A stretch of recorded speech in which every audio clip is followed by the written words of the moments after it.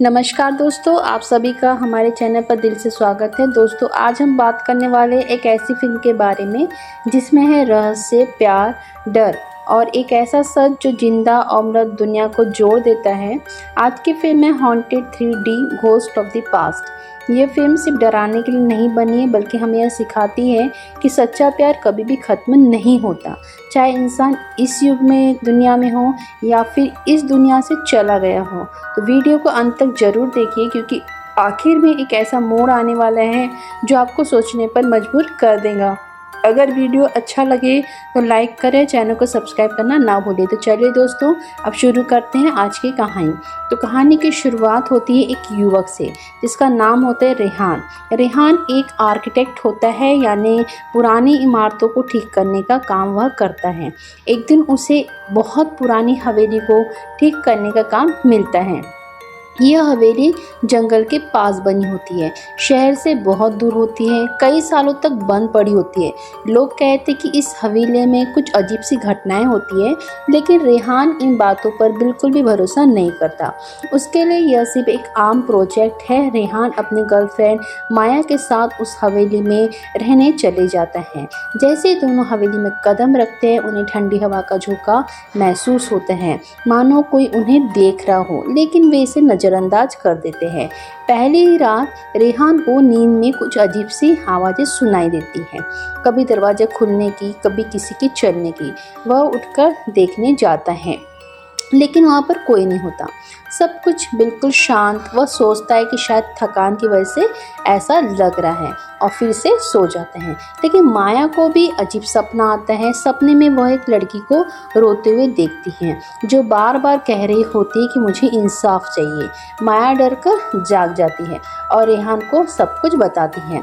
रेहान उसे समझाता है कि यह सिर्फ एक सपना था, लेकिन असल में यह सिर्फ सपना नहीं था। यह किसी अधूरी आत्मा का संदेश था जो उस तक पहुंचाने की कोशिश कर रही थी। तो रेहान और माया एक पुरानी हवेली में रहने आते हैं, जहां पहली रात उन्हें अजीब अजीब सी आवाज़ें और डरावने सपने आते हैं।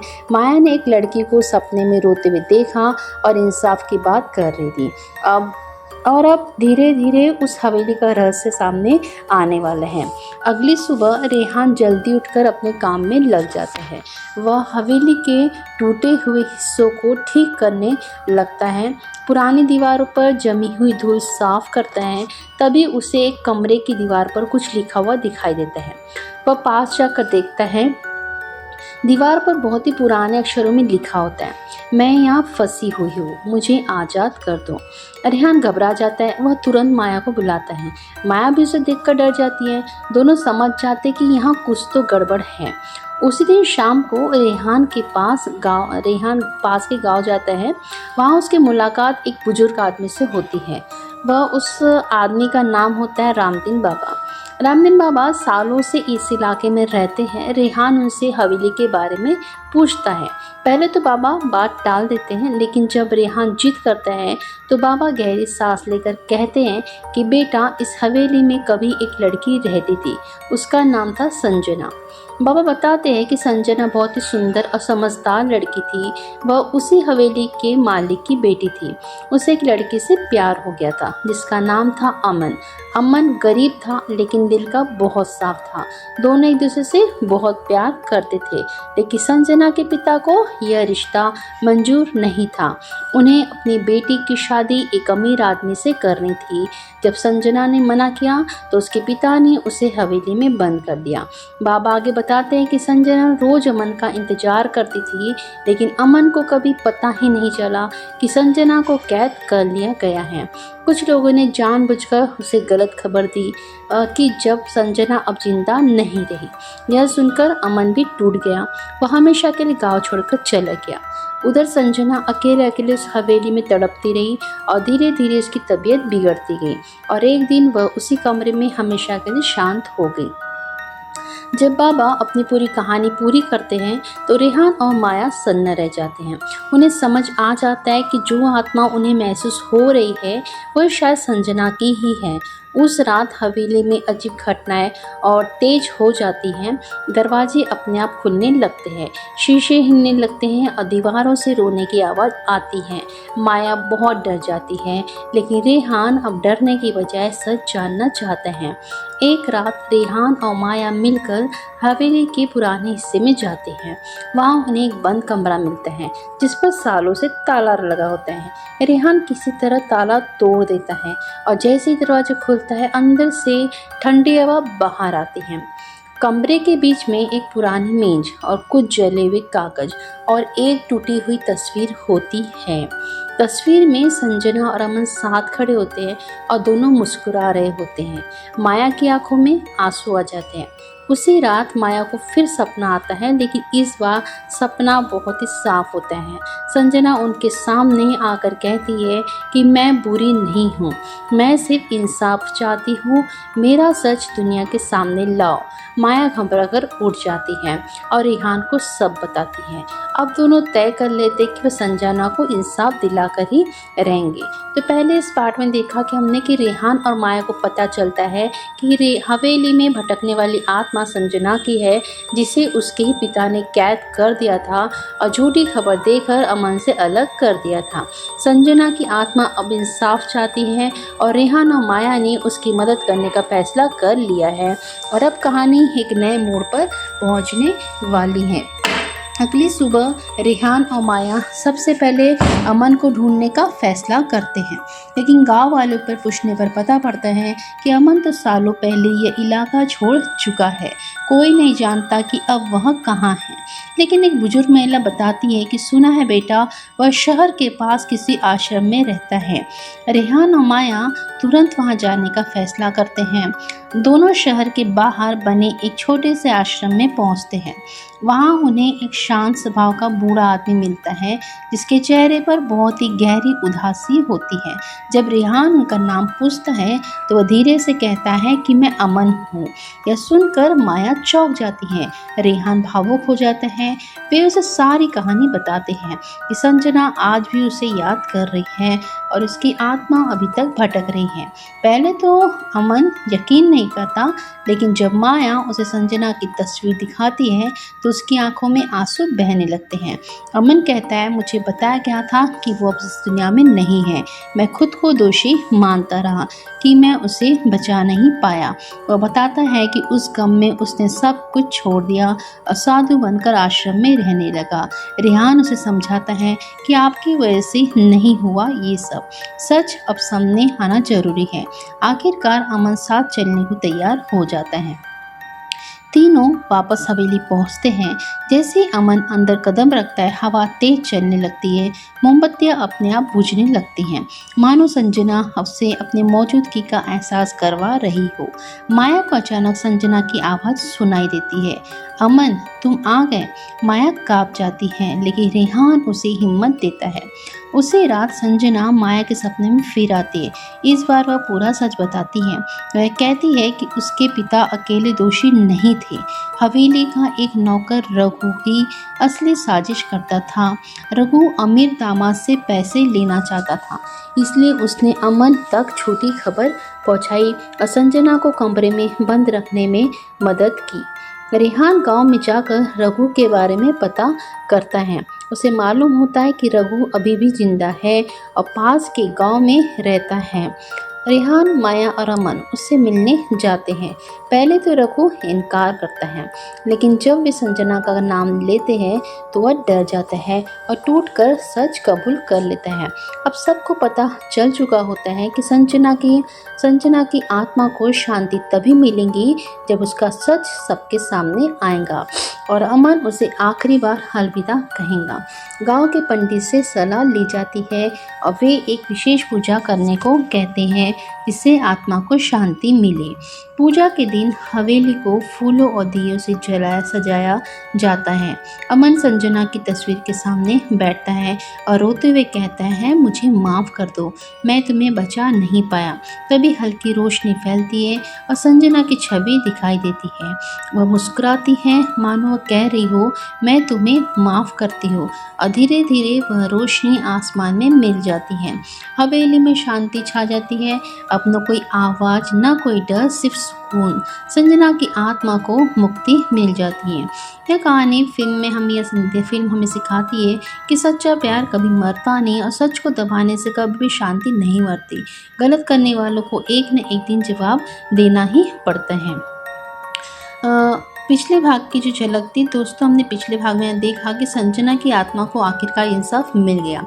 अमन ने उससे माफ़ी मांगी, रघु ने अपना गुनाह कबूल किया। अब पूजा के बाद संजना की आत्मा को शांति मिल गई। अब हवेली में डर की जगह सुकून आ गया है। लेकिन कहानी अभी तक खत्म नहीं हुई है। कुछ दिनों के बाद रेहान और माया फिर से हवेली में आते हैं, लेकिन इस बार माहौल बिल्कुल अलग होता है। अब वहाँ न ठंडी हवा है, न अजीब आवाज़ें, न डर, सिर्फ शांति और सकारात्मक ऊर्जा। रेहान खुशी खुशी अपना काम पूरा करता है, हवेली को नया रूप देता है, पुरानी दीवारों को रंग से सजाता है, टूटे कमरों को ठीक करता है। धीरे धीरे वह हवेली एक खूबसूरत घर बन जाती है। अमन भी अब बदल चुका होता है, सालों का बोझ उसके दिल से उतर चुका होता है। वह आश्रम छोड़ देता है और गांव में बच्चों को पढ़ाने लगता है। वह चाहता है कि संजना का सपना यानी कि शिक्षा और अच्छाई फैलाना वह पूरा करे। यह उसके लिए सच्ची श्रद्धांजलि होती है। पहले गांव वाले उसी हवेली से डरते थे, कोई वहां जाने की हिम्मत नहीं करता था। लेकिन अब वही लोग वहां पूजा पाठ करते हैं, त्यौहार मनाते हैं और उस जगह को सम्मान देते हैं। लोग समझ जाते हैं कि डर नहीं, सच और इंसाफ जरूरी होता है। एक शाम माया अकेले बालकनी में खड़ी होती है, तभी उसे हल्की सी आवाज़ सुनाई देती है, धन्यवाद। वह पीछे मुड़कर देखती है, लेकिन वहाँ कोई नहीं होता। वहाँ हल्की सी हवा चलती है और फूलों की खुशबू फैल जाती है। माया मुस्कुरा देती है। उसे समझ आ जाता है कि संजना अब भी कहीं ना कहीं उन्हें आशीर्वाद दे रही है। कुछ महीनों के बाद रेहान और माया की शादी हो जाती है। दोनों उसी हवेली में नया जीवन शुरू करते हैं। अब वह हवेली डर की नहीं, प्यार और खुशी की पहचान बन जाती है। दोस्तों, अभी तक की कहानी में हमने देखा कि रेहान और माया एक पुरानी हवेली में आते हैं, जहाँ उन्हें संजना की अधूरी आत्मा का एहसास होता है। धीरे धीरे सच सामने आते हैं, कैसे एक मासूम लड़की को साजिश के तहत कैद कर दिया गया, कैसा अमन को धोखे में रखा गया और कैसे सालों बाद सच की जीत होती है। संजना को इंसाफ और शांति मिलती है। और अब जानते हैं कहानी का असली अंत। पूजा के बाद हवेली का माहौल पूरी तरह बदल जाता है। जहाँ पहले उदासी और डर था, वहाँ अब रोशनी, हवा, सुकून था। सुबह सुबह पक्षियों की आवाज़ गूंजती, धूप खिड़कियों से अंदर आती। रेहान हर कमरे को प्यार से सजाता, पुरानी यादों को संभालते हुए नया रूप देता हुआ चाहता था कि संजना की आत्मा को भी लगे कि अब वह जगह सुरक्षित है। माया अब उस हवेली से डरती नहीं थी, बल्कि उसे अपना घर मानने लगी थी। और रोज संजना को तस्वीर के सामने दीपक जलाती और मन ही मन कहती कि अब तुम शांति से रहो, हम तुम्हारी कहानी कभी नहीं भूलेंगे। माया के लिए यह सिर्फ एक घर नहीं, बल्कि एक जिम्मेदारी बन चुका है।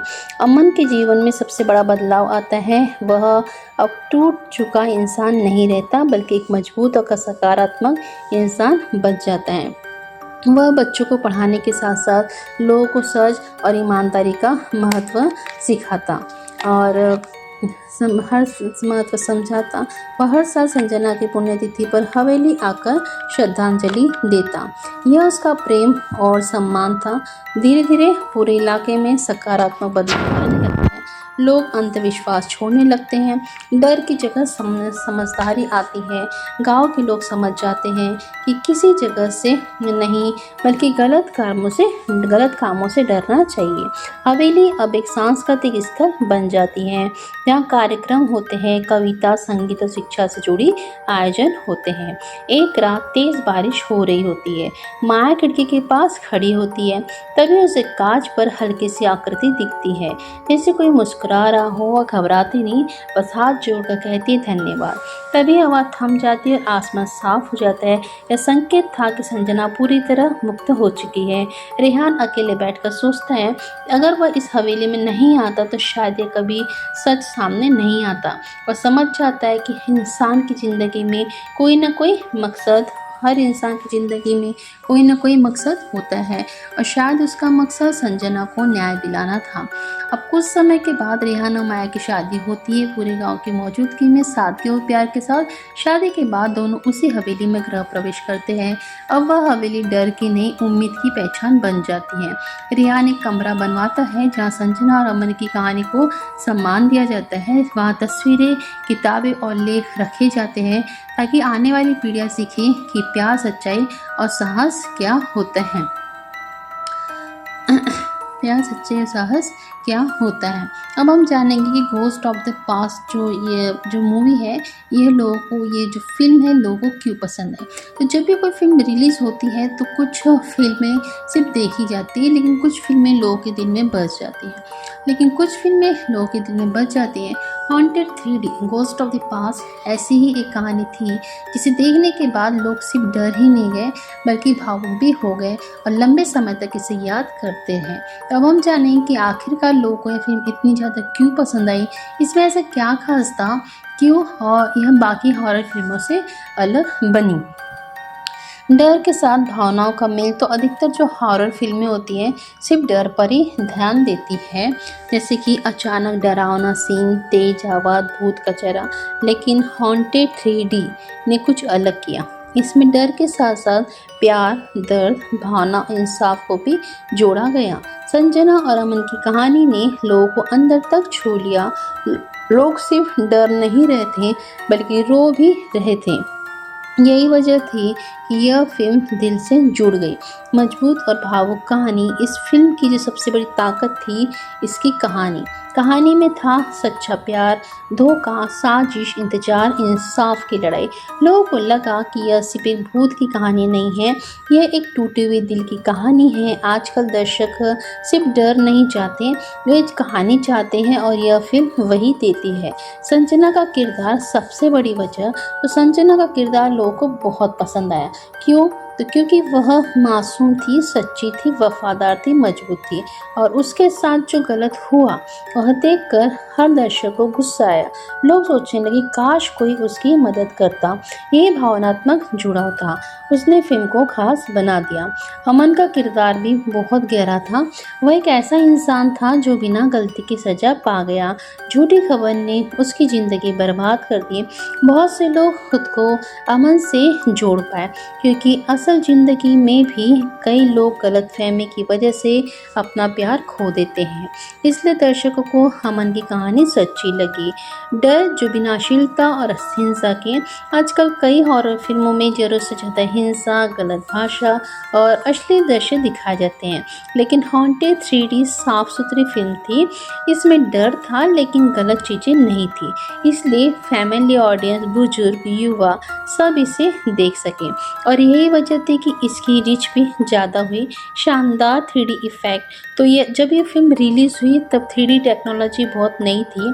लोगों को ऐसा लगा कि जैसे भूत सच में सामने आ रहे हो। दरवाजे खुलते हुए, हवा चलती हुई, परछाइयाँ हिलती, सब कुछ रियल लगता था। यह एक्सपीरियंस लोगों को बहुत पसंद आया। म्यूज़िक और बैकग्राउंड स्कोर इसका, तो इस फिल्म का संगीत भी कमाल का था। धीमी धीमी धुन, भावुक गाने, डरावना बैकग्राउंड म्यूज़िक, सब कहानी से जुड़ा हुआ था। जब संजना रोती थी तो म्यूज़िक भी दिल तोड़ देता था। जब डर का सीन आता तो म्यूज़िक और डर बढ़ा देता और यही अच्छी फिल्म की पहचान होती है, सच्चाई और इंसाफ का संदेश। तो लोगों को यह फिल्म इसलिए भी पसंद आई क्योंकि इसका मैसेज अच्छा था। फिल्म सिखाती है झूठ ज़्यादा दिन तक नहीं चलता, सच जीतता है, गलत करने वाला बच नहीं पाता, इंसाफ ज़रूर मिलता है। और आज के समय में एक मैसेज बहुत ज़रूरी है, इसलिए लोग इसे पसंद करते हैं। रियल लोकेशन और माहौल, तो हवेली, जंगल, गांव सब बहुत असली लगते थे। ऐसा नहीं लगा कि सब नकली सेट हैं। इससे फिल्म और भी बिलीवेबल बनी और दर्शक उसमें डूब गए। दर्शकों का इमोशनल कनेक्शन, तो सबसे बड़ी ताकत जो है, लोग इस फिल्म से जुड़ गए। वे सोचने लगे अगर मेरे साथ ऐसा होता और अगर मेरा प्यार मुझसे छीन लिया जाता, तो यही कनेक्शन किसी फिल्म को हिट बनाता है। तो अब तक हमने जाना उसकी emotional emotional story, strong character, clean horror, good music, messages, 3D effect, इन सब ने मिलकर जो फिल्म है इसको बहुत ज़्यादा अच्छा बना दिया। अब इसका नेक्स्ट है कि लोगों को फिल्म क्यों पसंद आई, तो एक है इसका एक महत्वपूर्ण कारण, वो है इसका शानदार अभिनय। इस फिल्म की सफलता में कलाकारों का बहुत बड़ा हाथ था।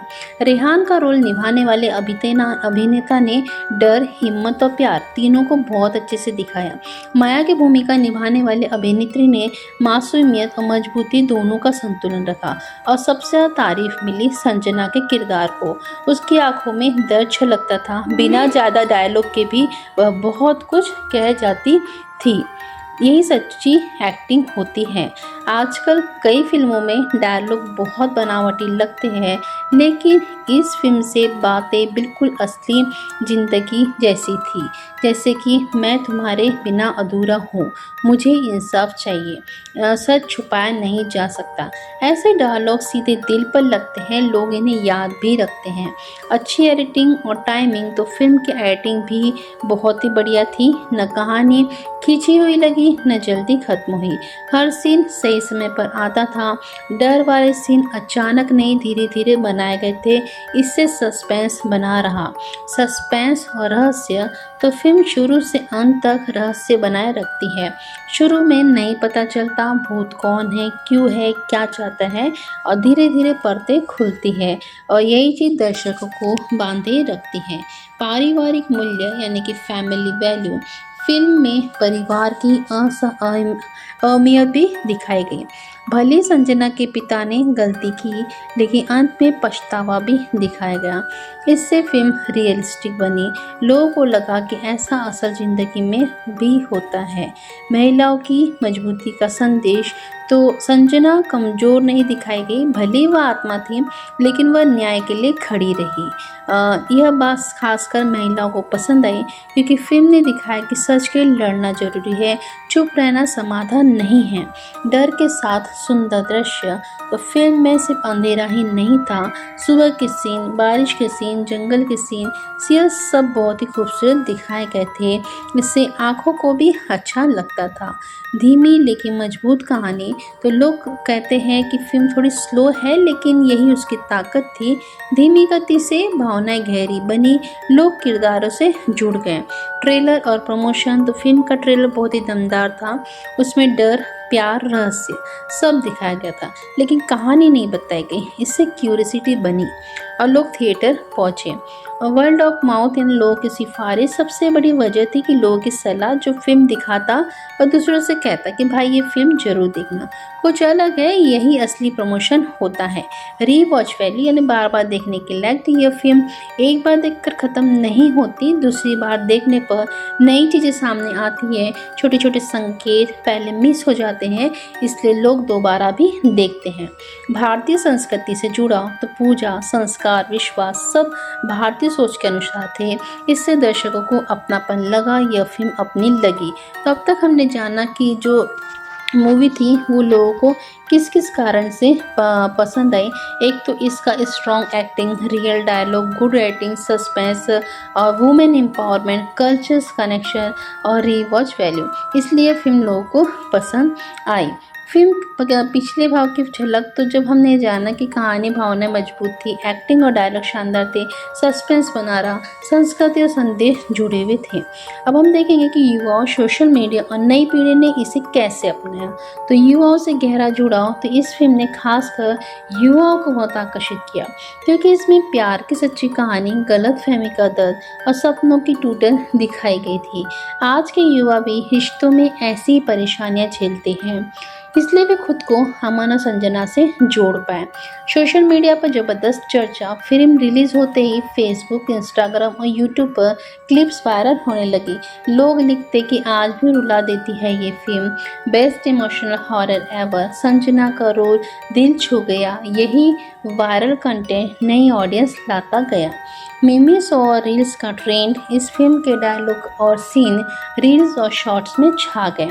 खासकर मुझे इंसाफ चाहिए, मैं आज भी तुम्हारा इंतज़ार करती हूँ। इन पर लाखों वीडियोस बने। इससे फिल्म फिर से ट्रेंड करने लगी। यूट्यूबर और व्यूअर्स का असर, तो बड़े बड़े यूट्यूबर्स ने इस फिल्म की तारीफ की। उन्होंने कहा कि ये सिर्फ एक डर नहीं, दिल की कहानी है। जब लोग अपने फेवरेट क्रिएटर से सुनते हैं तो वे फिल्म जरूर देखते हैं। नई पीढ़ी की खोज, तो बहुत से युवाओं ने ये फिल्म पहली बार OTT पर देखी। पहले जब ये रिलीज़ हुई थी तब वे छोटे थे, अब बड़े होकर देखने पर उन्हें उनकी गहराई समझ आई। इससे पॉपुलैरिटी भी बढ़ गई। पुरानी यादें, जो लोग पहले थिएटर में देख चुके थे उन्हें पुरानी यादें ताज़ा हो गई। मैंने ये कॉलेज टाइम में देखी थी और पहले डेट पर देखी थी, ऐसी भावनाएं जुड़ गई। क्लीन इमेज ऑन इंटरनेट, आज सब लोग सर्च करते हैं तो उन्हें पॉजिटिव रिव्यूज़ मिलते हैं, निगेटिव कंट्रोवर्सी नहीं मिलती। इससे नए दर्शक भी कॉन्फिडेंट होते हैं। OTT प्लेटफॉर्म की ताकत, तो नेटफ्लिक्स, अमेजॉन एक्सेट्रा पर आने से फिल्म की लाइफ बढ़ गई। अब हर जनरेशन इसे देख सकती है, जब चाहे, जहाँ चाहे। शॉर्ट क्लिप्स की पॉपुलैरिटी, आजकल लोग पूरा मूवी नहीं बल्कि पहले क्लिप देखते हैं। इस फिल्म के क्लिप्स बहुत ही पावरफुल थे। इससे लोग क्यूरियस हुए पूरा क्या होगा और फिर मूवी देखी। इमोशनल शेयरिंग कल्चर्स, लोग कमेंट करते कि मैं ये सीन्स देखकर रो पड़ा, मेरे साथ भी ऐसा हुआ। इससे कम्युनिटी बढ़ी और लोग कनेक्टेड और फील करने लगे। फीमेल ऑडियंस का सपोर्ट, महिलाओं ने इस फिल्म को बहुत ज़्यादा पसंद किया क्योंकि संजना कमज़ोर नहीं थी, उसने हार नहीं मानी, उसने इंसाफ मांगा और यह इंस्पायरिंग था। रिलेशनशिप एडवाइस जैसे असर, तो बहुत से लोग बोले कि इस फिल्म के बाद मैं अपने पार्टनर को और समझने लगा। यानी ये सिर्फ एक मूवी नहीं, एक लेसन भी बन गई। स्लो लव स्टोरी का ट्रेंड, तो आज भी लोग स्लो लव पसंद करते हैं, इंस्टेंट रोमांस नहीं, डीप कनेक्शन ये फिल्म वही देती हैं। अभी हमने यहाँ पे जो है ना कि इसका जो कनेक्शन था, यूथ लोगों ने इसे क्यों पसंद किया, इसका सोशल मीडिया ट्रेंड, रील्स और मीम्स, OTT रीडिस्कवरी और कम्युनिटी बिल्डिंग, इसलिए फिल्म आज भी रिलेवेंट है। पिछले भागों की झलक, तो कहानियाँ भावनाएं मजबूत थी, एक्टिंग डायलॉग शानदार थे, सोशल मीडिया और युवा वर्ग ने सपोर्ट किया, OTT और पॉपुलैरिटी से इससे बढ़ी। अब हम जानेंगे कि बॉक्स ऑफिस रिकॉर्ड, अवार्ड और इंडस्ट्री इम्पैक्ट। शानदार बॉक्स ऑफिस प्रदर्शन, जब ये फिल्म रिलीज़ हुई थी तो किसी को उम्मीद भी नहीं थी कि यह इतना बड़ा कमाल करेंगी, लेकिन पहले हफ्ते में थिएटर हाउसफुल हो गए। लोग डर और कहानी के कारण बार बार देखने गए और इससे कमाई लगातार बढ़ने लगी। कम बजट में बड़ी सफलता, तो इस फिल्म की खास बात थी कम बजट, बड़ा मुनाफा, ज़्यादा पैसा सिर्फ कहानी और तकनीक पर लगा, फालतू दिखावे पर नहीं। इससे प्रोड्यूसर को भी भरोसा हुआ कि कंटेंट ही असली राजा है। रिकॉर्ड बनाने वाली 3D फिल्म, उस समय बहुत कम भारतीय 3D फिल्में थीं। हॉन्टेड 3D ने रास्ता दिखाया। इसके बाद कई फिल्म मेकर ने 3D में एक्सपेरिमेंट किया, यानी यह ट्रेंड सेटर बन गई। फिल्म में फेयर और अवार्ड्स, तो भले इसे बड़े अवार्ड्स कम मिले लेकिन ऑडियंस अवार्ड मिला और सबसे बड़ा सम्मान दर्शकों का प्यार होता है। कई मैगजीन्स ने इसे बेस्ट हॉरर फिल्म कहा। मीडिया की सकारात्मक रिपोर्ट, तो न्यूज़पेपर और वेब साइट्स ने लिखा emotional horror at its best, Indian horror with heart. Positive coverage से फिल्म की इमेज मजबूत हुई। इस फिल्म के बाद हॉरर को सीरियसली लिया जाने लगा। स्टोरी फोकस्ड फिल्म बड़ी, इमोशनल एंगल जुड़ा। यह बदलाव बहुत ही बड़ा था। नए एक्टर को पहचान, तो इस फिल्म से कई कलाकारों को पहचान मिली, उनका कैरियर बूस्ट हुआ, ऑडियंस ने उन्हें एक्सेप्ट किया। डायरेक्टर और राइटर की तारीफ, तो डायरेक्टर ने डर को क्लासी बनाया, राइटर ने कहानी को सोलफुल बनाया, इंडस्ट्री ने इसे रिस्पेक्ट किया। लॉन्ग रन सक्सेस तो कुछ फिल्में पहले हफ्ते चलती है फिर गायब हो जाती हैं, लेकिन यह फिल्म सालों तक चली। टीवी, ओटीटी, डीवीडी हर जगह। रीजनल लैंग्वेज में पॉपुलरिटी तो हिंदी के साथ साथ डबड रिवर्जन भी पॉपुलर हुए। साउथ ईस्ट, नॉर्थ ईस्ट में भी लोगों ने इसे पसंद किया। Family plus youth is equal to perfect combo, तो पेरेंट्स प्लस यंगस्टर दोनों ने सपोर्ट किया। इससे ऑडियंस बेस दोगुना हुआ। थिएटर एक्सपीरियंस का जादू, 3D ग्लासेस पहनकर हॉरर देखना अलग ही मज़ा था। लोग स्क्रीम करते फिर हंसते, ये एक्सपीरियंस यादगार बना। रिपीट बिजनेस, बहुत से लोग दोस्तों के साथ दूसरी बार देखने गए, चल फिर से चलते हैं, यही हिट फिल्म्स की पहचान है।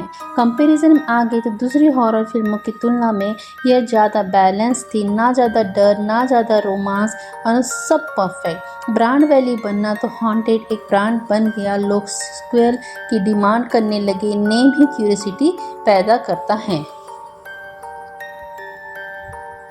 दूसरी हॉरर फिल्मों की तुलना में अगर देखा जाए तो अगर हम हॉन्टेड 3D की तुलना करें तो यह बाकी हॉरर फिल्मों से तो साफ दिखाई देता है कि अधिकतर हॉरर फिल्में सिर्फ डर दिखाती है, कहानी कमज़ोर होती है, किरदार याद नहीं रहते।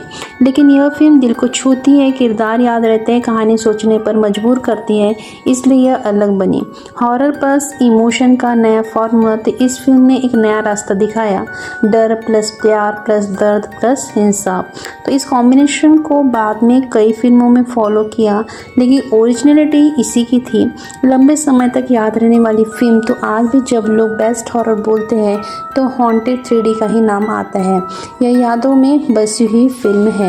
नई फिल्म के लिए नई पीढ़ी के इंस्पायरेशन, तो नए राइटर डायरेक्टर इससे प्रेरणा लेते हैं, वे सीखते हैं कि बिना बड़े स्टार के भी हिट बना सकते हैं।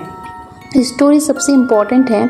यूट्यूब कंटेंट क्रिएटर की पसंद जो है वो आज भी यूट्यूब पर एक्सप्लेनेशन, रिव्यू, रिएक्शन शॉट इस फिल्म पर बनते रहते हैं, क्योंकि ऑडियंस आज भी इंटरेस्टेड है। फैंस की लॉयल्टी, तो इस फिल्म के जो फैंस है वो आज भी एक्टिव है। Facebook group, WhatsApp group, common section, हर जगह चर्चा होती है। इमोशनल वैल्यू कभी भी ख़त्म नहीं हुआ। समय बदला, टेक्नोलॉजी बदली, लेकिन भावना वही रही। आज भी लोग रोते हैं, आज भी जुड़ते हैं। मॉरल वैल्यू की ताकत, तो फिल्म दिखाती है कि सच का साथ दो, गलत का विरोध करो, प्यार की कदर करो, इंसाफ के लिए लड़ो। ये वैल्यू कभी भी पुराने नहीं होते। पॉजिटिव रेपुटेशन, तो आज तक इस फिल्म पर कोई भी बड़ा कंट्रोवर्सी नहीं हुआ। इससे इसकी इमेज साफ रही, ऑडियंस का भरोसा बना रहा। एवरग्रीन हॉरर का दर्जा, तो कुछ फिल्में जो होती है वह समय के साथ पुरानी हो जाती है, लेकिन यह एवरग्रीन बन गई, हर जनरेशन के लिए रिलीवेंस इन टुडे सोसाइटी। आज भी समाज में गलतफहमी, झूठ, दबाव, रिश्तों की टूटन मौजूद है। यह फिल्म आज भी सच बोलती है। ऑडियंस ट्रस्ट का निर्माण, तो जो लोग यह फिल्म देखते हैं वे इसे जैनर पर भी भरोसा करने लगते हैं कि अगर ऐसी फिल्म है तो देखेंगे। सिंपल लेकिन पावरफुल स्टोरी टेलिंग, कोई बेकार ट्विस्ट नहीं, कोई कन्फ्यूजन नहीं, सीधी सच्ची कहानी, और यही इसकी ताकत है। कल्चर्स मेमोरी का हिस्सा, यह फिल्म अब पॉप कल्चर्स का हिस्सा बन चुके हैं। डायलॉग, सीन्स, म्यूजिक सब यादगार। सिक्वल डिमांड, तो आज भी लोग कहते हैं कि इसका पार्ट 2 बनना चाहिए। यह पॉपुलरिटी का सबूत है। बैलेंस्ड एंटरटेनमेंट, तो इसमें सब कुछ है, डर, प्यार, इमोशन, म्यूजिक, कहानी, कंप्लीट पैकेज। ट्रस्टवर्दी रिकमेंडेशन, तो लोग बिना डर के रिकमेंडेड करते हैं। फैमिली के साथ भी देख सकते हो, यह बहुत बड़ी बात है। रियलिस्टिक एंडिंग फेक नहीं थी, इमोशनल और मीनिंगफुल थी, इससे सेटिस्फेक्शन मिला। Respect for the audience, film makers ने ऑडियंस को हल्के में नहीं लिया, सोच समझकर बनाई। सालों बाद भी पॉपुलर होना इससे सबसे बड़ी जीत है।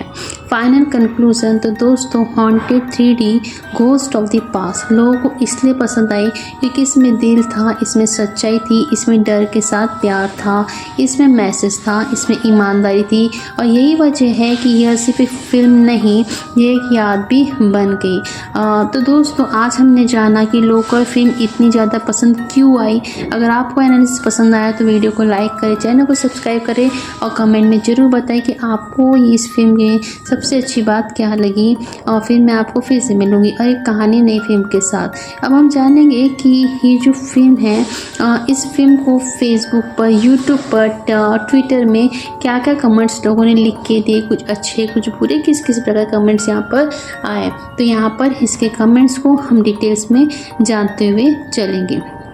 तो YouTube के लिए जो कमेंट्स हैं जो इस मूवी से रिलेटेड आए, तो सबसे पहला कि बहुत ही शानदार वीडियो बना है आपने, आपकी आवाज़ जो समझाने का तरीका बहुत अच्छा है, ऐसा एक्सप्लेनेशन नहीं मिलता, पूरा मूवी समझ में आ गया, दिल से पसंद आया, आपको चैनल बहुत आगे जाएगा, आखिर तक देखने का मन करता है। आज का वीडियो बहुत भावुक था, आप सच में बहुत मेहनत करती हो, रोज़ ऐसे ही वीडियो डालो। इंगेजमेंट बनाने वाले कमेंट कंटेंट तो कौन कौन सा पूरा वीडियो देखा, लाइक करो, अगली मूवी का नाम कमेंट में बताओ, दोबारा देखने का मन कर रहा है, कौन भारत से देख रहा है, इस वीडियो ने रुला दिया, अब तक का सबसे अच्छा हॉरर वीडियो, एडिटिंग वो शानदार थी, अभी तक सब्सक्राइब किया, हमेशा सपोर्ट रहेगा। फेसबुक के लिए हिंदी कमेंट्स, दिल को छू लेना वीडियो बहुत ही मेहनती दिखती है, ऐसे क्रिएटिव बहुत कम होते हैं, पूरे परिवार के साथ देखा, आंसू में आंसू आ गए, भगवान आपको हमेशा खुश रखे, आप पर गर्व है, सच्ची प्रतिभा, दोस्तों के साथ शेयर किया हमने, हमेशा आगे बढ़ो।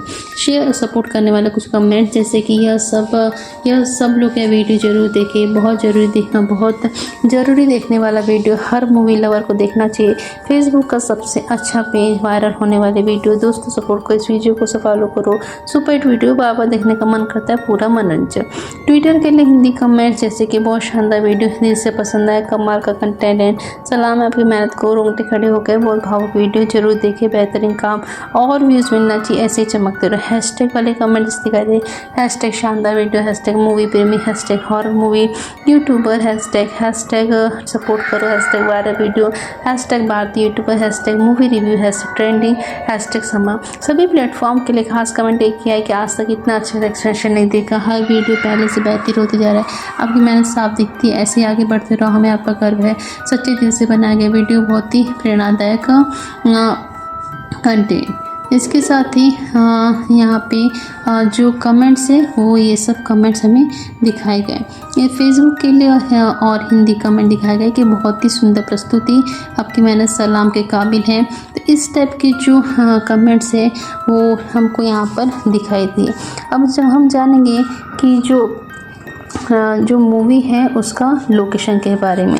अब तो जो ये मूवी थी कहाँ पर बनी, कैसे बनी और इसमें क्या क्या प्रॉब्लम्स आई इस मूवी को बनाने में, तो हम इस मूवी के लोकेशन के बारे में जानते हुए चलेंगे। तो the haunted 3D ghost of the past movie का यहाँ पे हम एक्सप्लेनेशन देखेंगे कि ये मूवी किस लोकेशन पर बनाई गई, यानी कि इसकी डरावनी लोकेशन, पुरानी हवेली, जंगल, सुनसान रास्ते और रहस्यमय माहौल। तो दोस्तों किसी भी हॉरर फिल्म को डरावना बनाने में जो सबसे बड़ा रोल होता है वो उसके लोकेशन का होता है, और हॉन्टेड 3D में तो लोकेशन ने फिल्म को जान डाल दी है। तो चलिए जानते हैं कि इस फिल्म की शूटिंग कहाँ कहाँ पर हुई और इन जगहों को इतना खास कैसे बनाया गया। मुख्य लोकेशन है यहाँ पे पुरानी हवेली। तो इस फिल्म की सबसे अहम लोकेशन है एक पुरानी और रहस्यमय हवेली, और यही हवेली पूरी कहानी का केंद्र है। हवेली की खास बातें तो बहुत बड़ी और फैली हुई है, चारों तरफ जंगल, टूटी हुई खिड़कियाँ, पुराने दरवाजे, धूल से भरे हुए कमरे, लटकते हुए पर्दे, यह हवेली देखने में ही डर पैदा करती है। फिल्म में यह हवेली शहर से बहुत दूर दिखाई गई है, मोबाइल नेटवर्क से बाहर बिल्कुल सुनसान इलाके में, जिससे दर्शक को लगता है कि यहाँ फंसने के बाद कोई मदद नहीं मिलती। फिल्म फिल्म की यह हवेली असल में शूट की गई थी राजस्थान और महाराष्ट्र की पुरानी हेरिटेज प्रॉपर्टीज़ में। कुछ हिस्से स्टूडियो सेट पर बनाए गए थे। निर्देशक ने असली पुरानी इमारतों का इस्तेमाल किया ताकि डर असली लगे। कृत्रिम सेट के बजाय रियल लोकेशन चुनी गई। जंगल वाला इलाका, तो हवेली के आसपास जो घना जंगल दिखाया गया है वह भी फिल्म का बहुत बड़ा हिस्सा है। जंगल की खासियत ऊंचे ऊंचे पेड़, कम रोशनी, धुंध, अजीब आवाज़ें, जानवरों की आवाज़। इस जंगल को इस तरह दिखाया गया है कि दर्शकों को हर समय डर बना रहे। कोई भी कभी भी गायब हो सकता है, रास्ता भटक जाना आसान हो। शूटिंग कहाँ हुई? तो इस जंगल के सीन शूट किए गए महाराष्ट्र के लोनावला और महाबलेश्वर के आसपास, कुछ हिस्से मध्य प्रदेश के जंगलों में, जहाँ प्राकृतिक धुंध और मौसम हमेशा ठंडा ही मिलता है, जो हॉरर फिल्म को और भी अधिक बढ़ाता है। हवेली के अंदर की लोकेशन, तो अब बात करते हैं हवेली के अंदर की लोकेशन की, यानी कि उसे कमरे, सीढ़ियाँ, शीशे, बेडरूम, स्टडी रूम और बाथरूम। तो फिल्म में हर कमरा अलग कहानी बताता है। अंदरूनी डिज़ाइन, हवेली के अंदर पुराने फर्नीचर, टूटे शीशे, जंग लगे ताले, जाले, मोमबत्ती, पीली लाइट, सब कुछ इस तरह बनाया गया है कि लगे यहाँ सालों से कोई भी नहीं रहा। स्टूडियो सेट, तो हवेली के अंदर की ज़्यादातर जो सीन है मुंबई की फिल्म सिटी में शूट किए हुए, खासकर हॉरर सेट बनाए गए क्योंकि अंदर के सीन में लाइट कंट्रोल ज़रूरी होता है। कैमरा मूवमेंट्स चाहिए, इफ़ेक्ट लगाने होते हैं, इसलिए स्टूडियो बेहतर रहता है। झील और पानी वाली जगह, तो फिल्म में एक रहस्यमय झील भी दिखाई जाती है जहाँ कई अहम सीन होते हैं। झील की खासियत, तो गहरा पानी, चारों तरफ पेड़, धुंध, सन्नाटा, अजीब माहौल। यह जगह कहानी में बहुत ही भावुक मोड़ ले आती है। शूटिंग का लोकेशन, तो यह झील जो है शूट की गई लोनावला के पास। कुछ सीन आर्टिफिशियल टैंक में और पानी वाले सीन में सेफ्टी बहुत ज़रूरी होती है, इसलिए कुछ सीन नकली सेट पर भी बनाए गए। लोकेशन क्यों इतनी असरदार लगी? तो क्योंकि असली जगह पर शूटिंग ही कम CGI, नेचुरल माहौल, सही लाइटिंग, रियल फील, इन सब ने मिलकर फिल्म को डरावना बना दिया। इसके साथ ही ये जो मूवी है इसके और भी जो पार्ट्स हैं, जिसने मूवी के जो और भी कुछ लोकेशन पार्ट्स हैं जिसने मूवी को बहुत ही यहाँ पर शानदार बना दिया। तो एक है शहर की लोकेशन, यानी कि सिटी लोकेशन। तो फिल्म में सिर्फ डरावनी हवेली ही नहीं दिखाई गई बल्कि कुछ सीन शहर में भी फिल्माए गए हैं। ये सीन कहानी को बैलेंस देते हैं ताकि दर्शक को थोड़ी राहत मिले। शहर की खासियत, तो बड़ी बड़ी इमारतें, ट्रैफिक, भीड़ भाड़, कैफ़े, ऑफिस, सड़कें, शहर के सीन में दिखाया जाता है कि हीरो की ज़िंदगी पहले कितनी नॉर्मल थी और हवेली में जाने के बाद सब कुछ कैसे बदल गया। शूटिंग कहाँ हुई? तो शहर के ज़्यादातर शूटिंग हुई मुंबई, पुणे और नवी मुंबई। तो इन जगहों पर फिल्म सिटी और असली सड़कों का इस्तेमाल हुआ।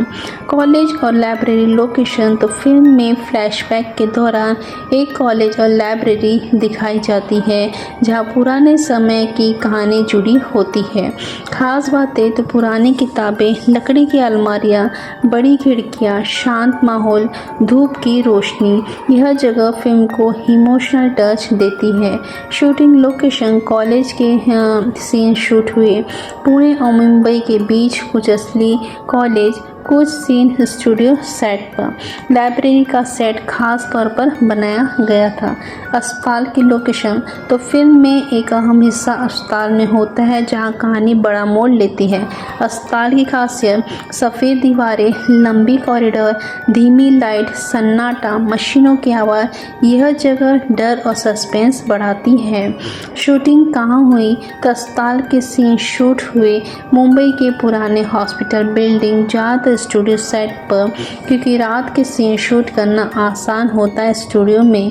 फ्लैशबैक लोकेशन, तो फिल्म का सबसे इमोशनल हिस्सा फ्लैशबैक में दिखाया जाता है, जहाँ भूतनी की पुरानी ज़िंदगी दिखाई जाती है।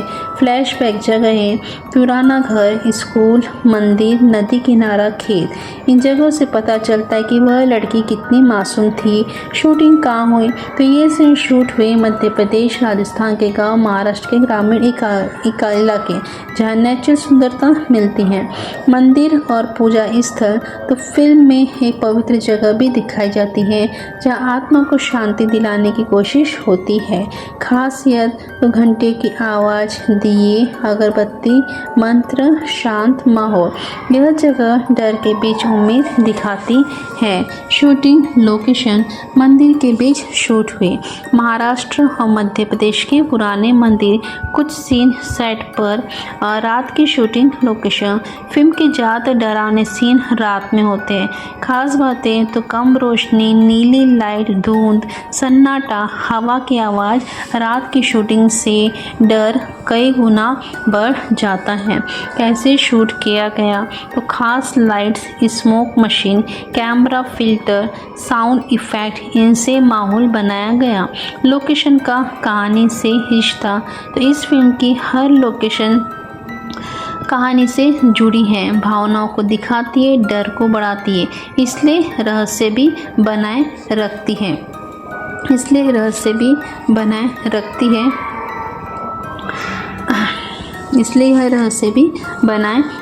है। Haunted 3D ghost of the past में शूटिंग के पीछे के कुछ रास्ते जो लोगों को बहुत जिसके कारण ये मूवी अच्छी बनी। तो दोस्तों, हर डरावनी फिल्म के जो पीछे होती है वो बहुत ही मेहनत और प्लानिंग छुपी होती है। हॉन्टेड 3D की लोकेशन शूटिंग भी आसान नहीं थी। असली डरावनी जगह है, डायरेक्टर चाहते थे कि नकली सेट कम हो और असली पुरानी जगह ज़्यादा हो, इसलिए टीम ने पुरानी हवेलियाँ खोजी, सुनसान इलाके देखे, जंगलों में लोकेशन ढूंढी। कई महीने तक तो सिर्फ लोकेशन ही सर्च किया गया। शूटिंग में मुश्किलें आई, मौसम की परेशानी, तो कई बार शूटिंग के समय तेज़ बारिश, ठंडी हवा, घना कोहरा हो जाता था, जिससे शूट रुक जाता था। जंगल की दिक्कतें, तो जंगल में शूट करते समय मच्छर, कीड़े, सांप का डर, अंधेरा, इन सब का टीम को सामना करना पड़ा, इससे भी जूझना पड़ा। बिजली और नेटवर्क की समस्या, कई लोकेशन पर बिजली नहीं थी, मोबाइल नेटवर्क नहीं था, टीम को जनरेटर लेकर जाना पड़ता था। कलाकारों के अनुभव, तो कई एक्टर्स ने बताया कि शूटिंग के दौरान उन्हें सच में डर लगा।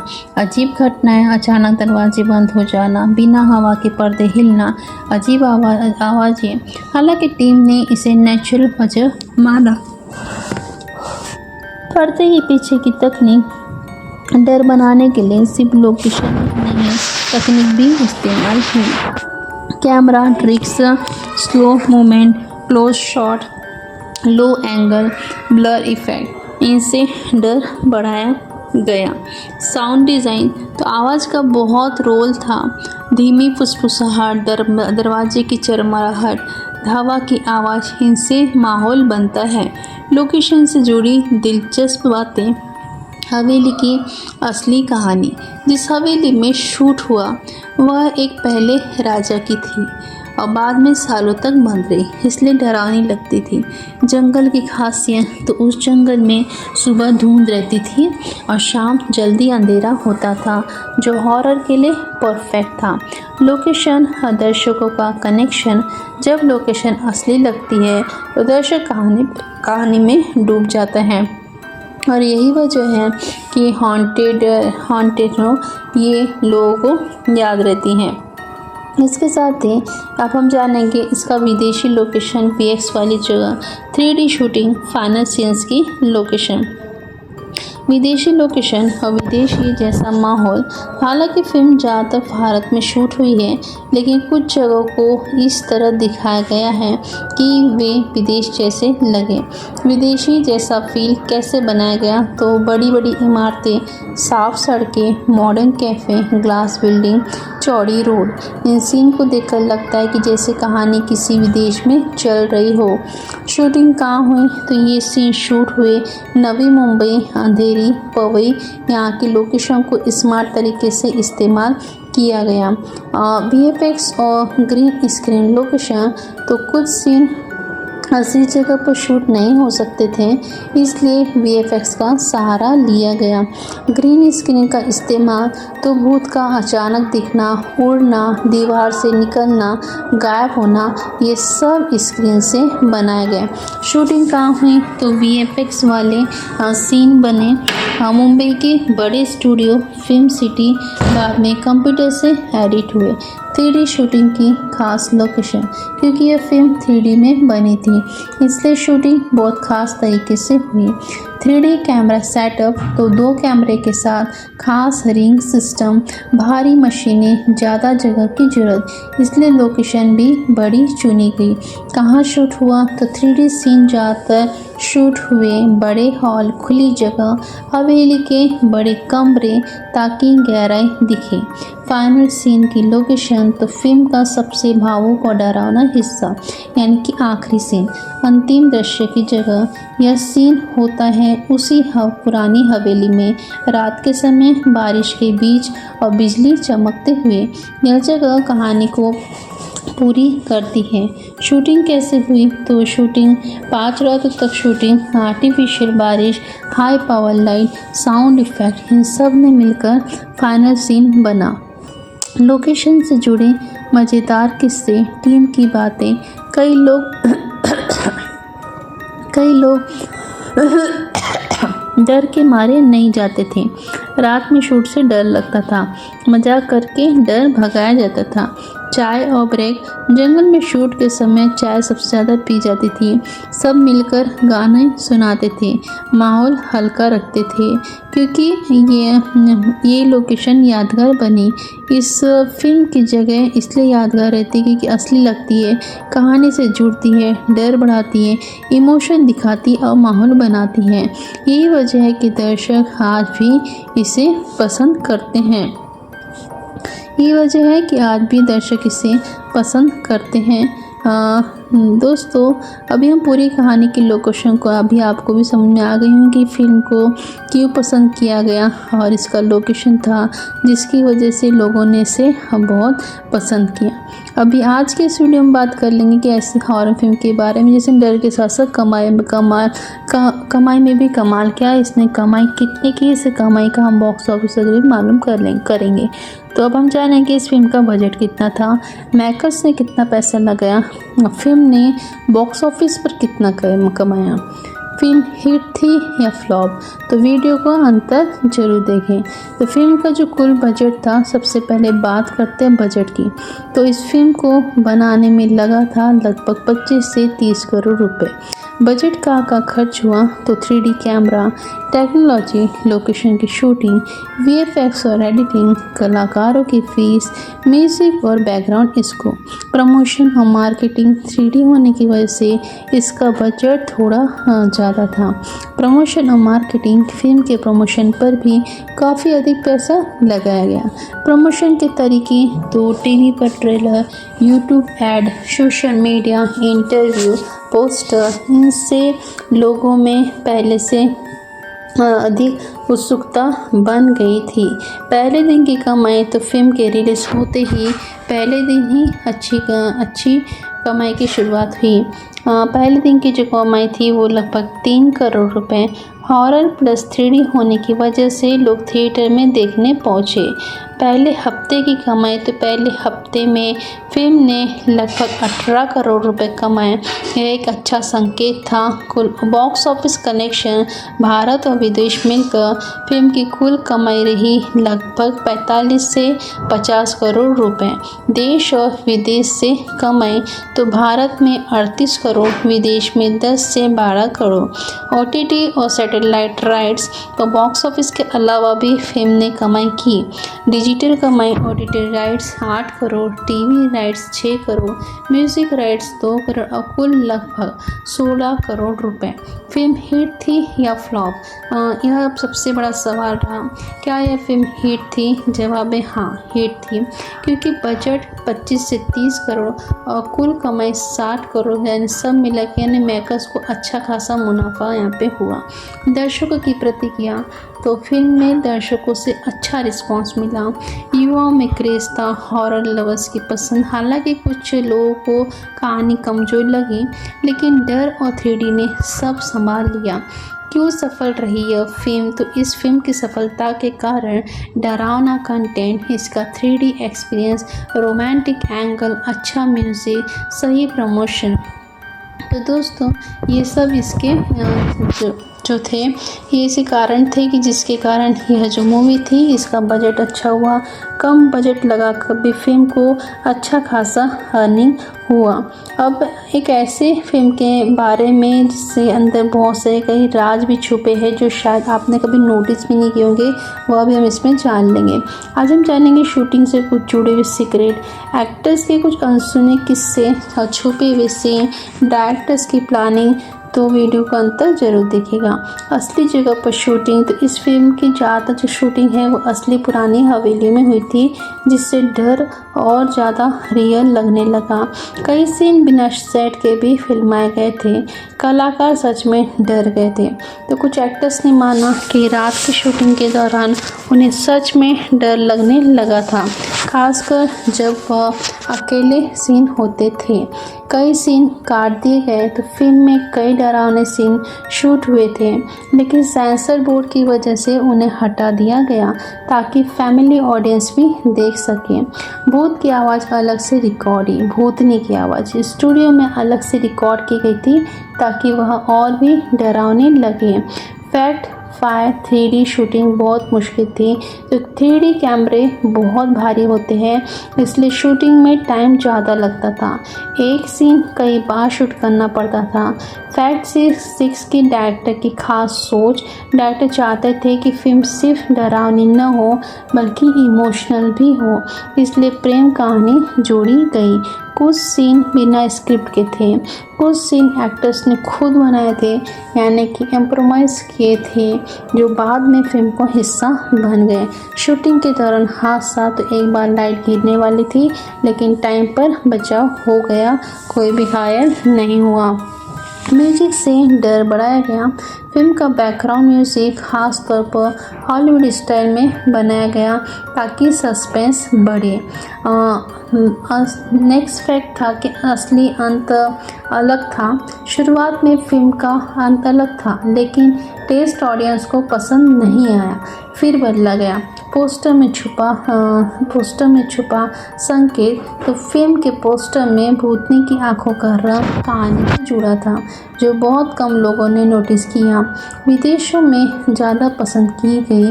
तो यह फिल्म विदेशों में भारतीय दर्शकों को बहुत पसंद है, खासकर खाड़ी देशों में। मेकर्स को सिक्वल का आइडिया। फिल्म की सफलता के बाद सिक्वल बनाने का प्लान बना, हालांकि पूरा नहीं हो पाया। कुछ सीन रियल टाइम में शूट हुए, कुछ सीन बिना कट के एक ही टैग में शूट हुए थे, जो बहुत ही मुश्किल होता है। सेट पर पूजा होती थी। डरावनी होने की वजह से रोज शूट से पहले पूजा होती थी ताकि सब सुरक्षित रहें। यूट्यूब दोस्तों अभी हम जानेंगे कि ये जो मूवी थी the haunted 3D ghost of the past, तो इस मूवी में बात करेंगे ऐसी फिल्म के बारे में जो डरावनी होने के साथ साथ कुछ मज़ेदार गलतियाँ भी इसमें भरी हुई थी, जो हम जानेंगे। तो फिल्म की छुपी हुई गलतियाँ, शूटिंग की चूक, एडिटिंग की गलती, कंटेंट एरर, जो वीडियो का अंत तक जरूर देखें। मिस्टेक क्या है? तो मिस्टेक है कि इसका समय का अचानक बदल जाना। फिल्म में एक सीन में शाम का समय दिखाया जाता है और अगले सीन में रात हो जाती है, तो बिना किसी ट्रांजिशन के, जो दर्शक को कंफ्यूज करता है। कपड़ों की गलती, तो एक सीन में हीरो की जो शर्ट है साफ होती है, अगली शॉट में गंदी हो जाती है। यानी बिना किसी वजह के। यह कंटिन्यूटी एरर है। मिस्टेक 3 में बताया गया कि मोबाइल नेटवर्क का जोड़। तो फिल्म में बताया गया है कि हवेली में नेटवर्क नहीं है, लेकिन बाद में हीरो कॉल करता है, यह बड़ी गलती है। शीशे में परछाई। तो एक सीन में भूत शीशे में नहीं दिखता, लेकिन अगले सीन में उसकी परछाई दिख जाती है, जो कहानी में मैच बिल्कुल भी नहीं करती। दरवाजे अपने आप खुलना। तो कई बार दरवाज़ा बिना आवाज़ के खुल जाता है, लेकिन कैमरा एंगल बदलते ही बंद दिखता है। एडिटिंग की गलती। मिस्टेक 6, घाव अचानक गायब। तो एक सीन में हीरो के हाथ में चोट होती है, तो अगले सीन में निशान गायब।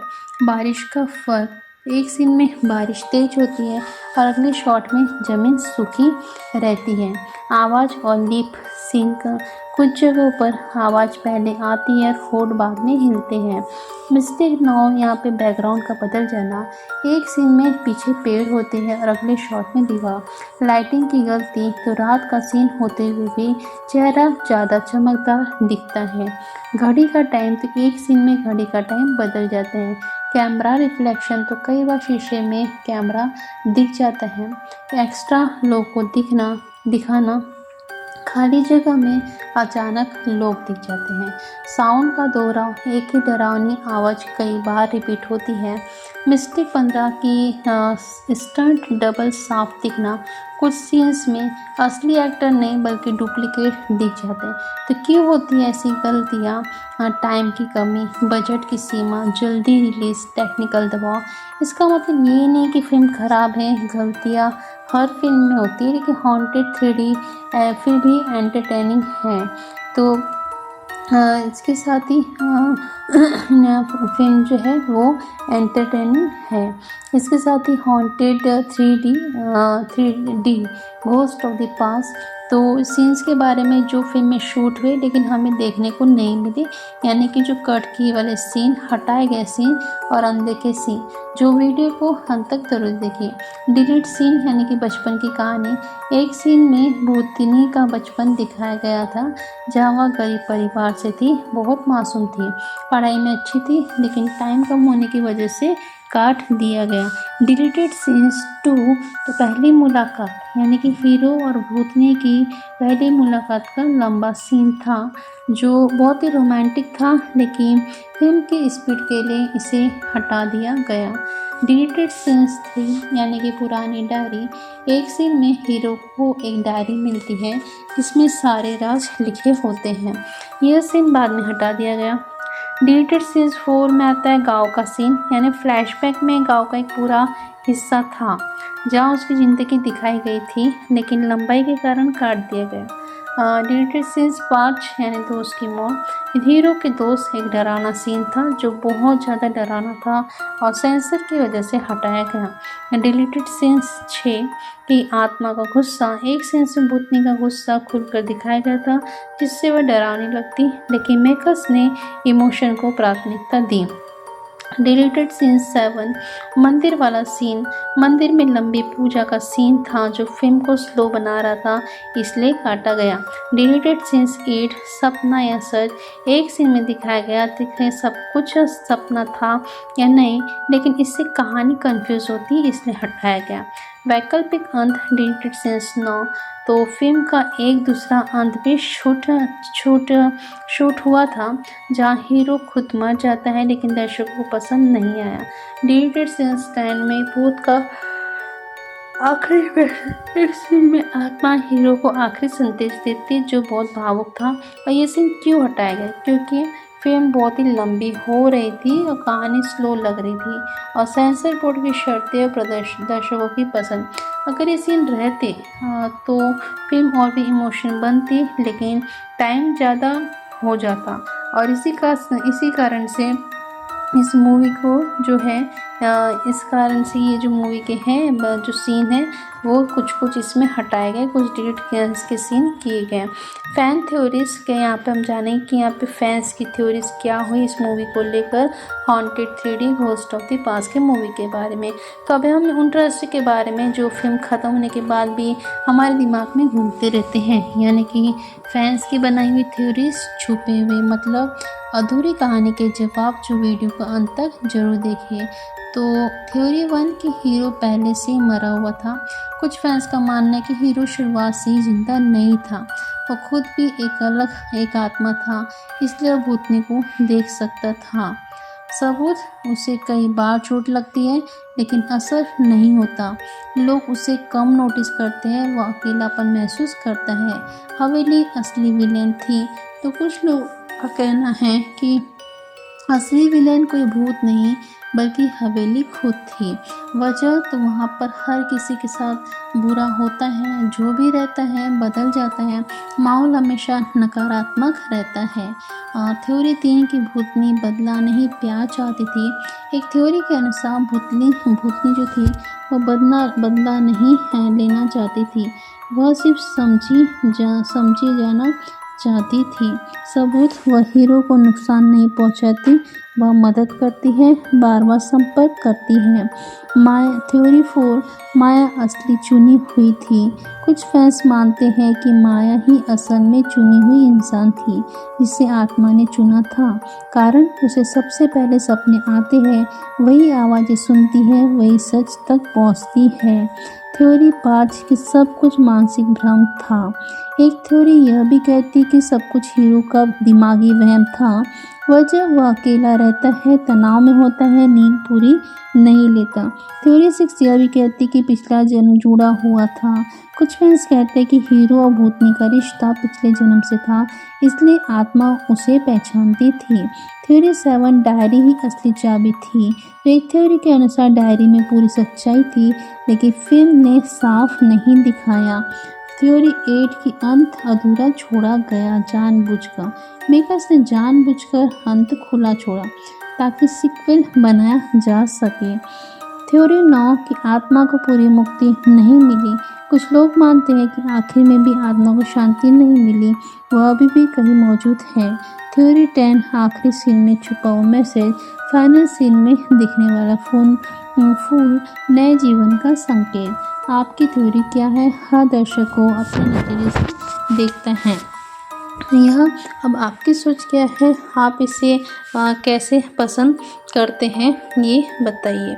अभी हम जानेंगे कि ये जो मूवी है इसके और डिटेल्स में।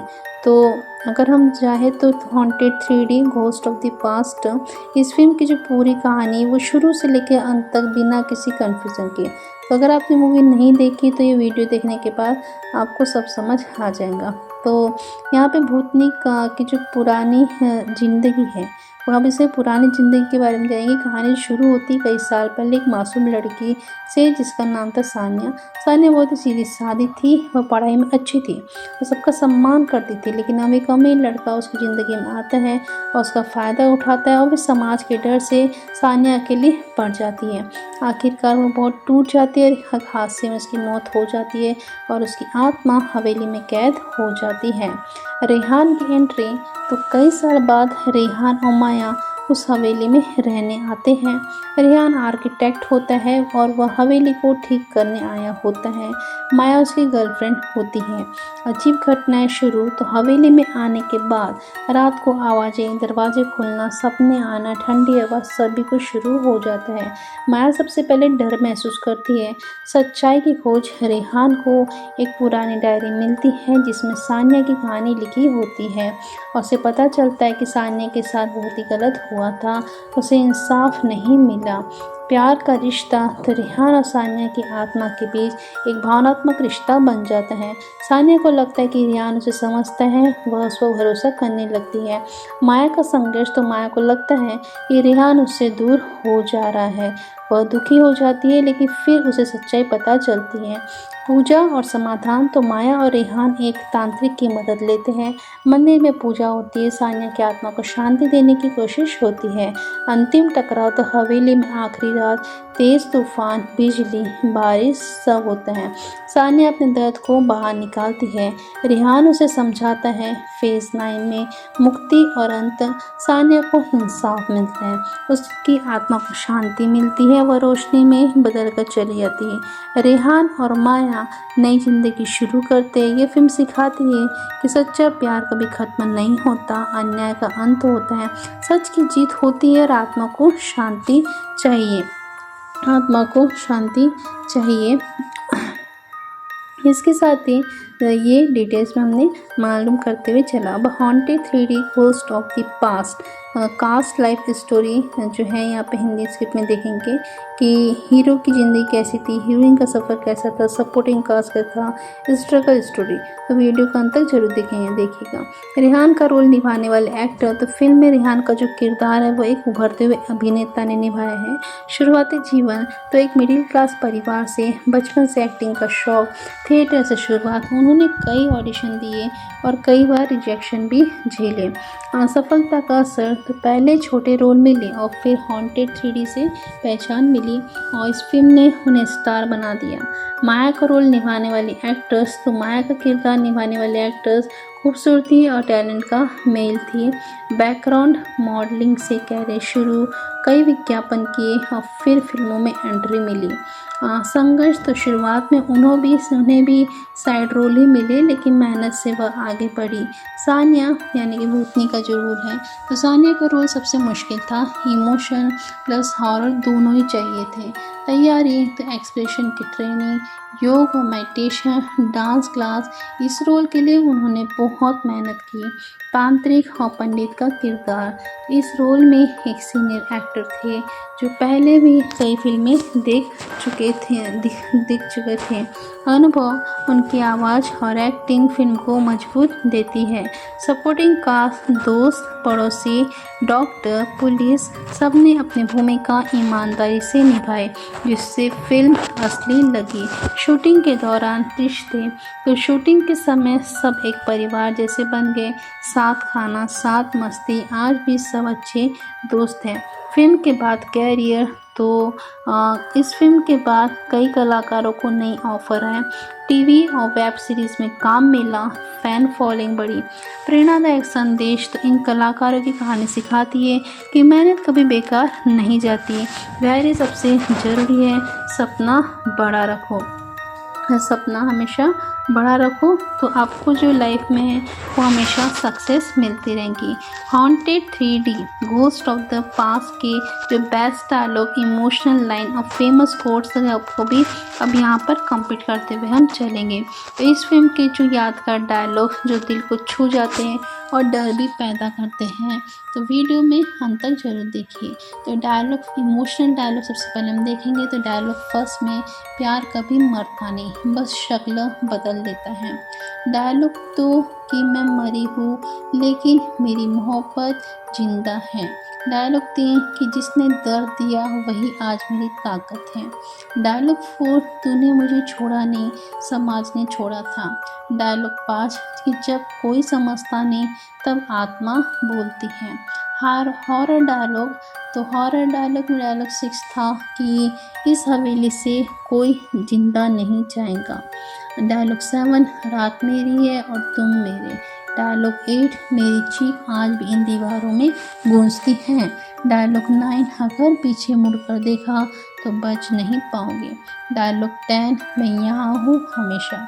रोमांटिक डायलॉग, डायलॉग 11 तेरे साथ मरना भी जिंदगी जैसा लगता है। डायलॉग 12 तो इंसान है फिर भी मुझसे ज़्यादा सच्ची है। डायलॉग 13 रूह से रूह का रिश्ता होता है, शरीर से नहीं। डायलॉग 14 कि अगर तू साथ है तो मौत भी खूबसूरत है। मोटिवेशनल डायलॉग भी कुछ दिखाई दिए। डायलॉग 15 डर से भागने वाला कभी जीतता नहीं। डायलॉग 16 सच का सामना करना ही असली बहादुरी है। डायलॉग 17 कि अंधेरा कितना भी गहरा हो रोशनी आती ज़रूर है। सैड डायलॉग जो दिखाई दिए। डायलॉग 18 कि सबने सुना लेकिन किसी ने न समझा नहीं। डायलॉग 19 मेरी मौत से ज़्यादा दर्दनाक मेरी खामोशी थी। डायलॉग 18 जिसे चाहा उसी ने तोड़ा। शॉर्ट सीरीज़ के लिए स्पेशल लाइन।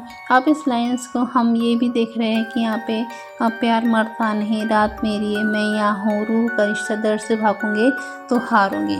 ये सब जो है इसके जो मेन जो डायलॉग्स थे, जो मैंने आपको यहाँ पे कवर करके बताया, जो पब्लिक को बहुत ज़्यादा पसंद आया, बहुत ज़्यादा वायरल भी हुए।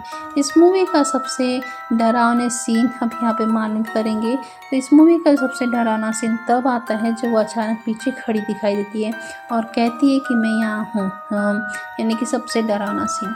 इमोशनल सीन जो 25 सेकंड का था कि वो मेरी नहीं थी दोस्तों, वो बस समझी नहीं गई थी, यही वजह थी उसके गुस्से की। सबसे emotional scene, hidden details voice. क्या आपने नोटिस किया हर बार जब वो आती है घड़ी रुक जाती है।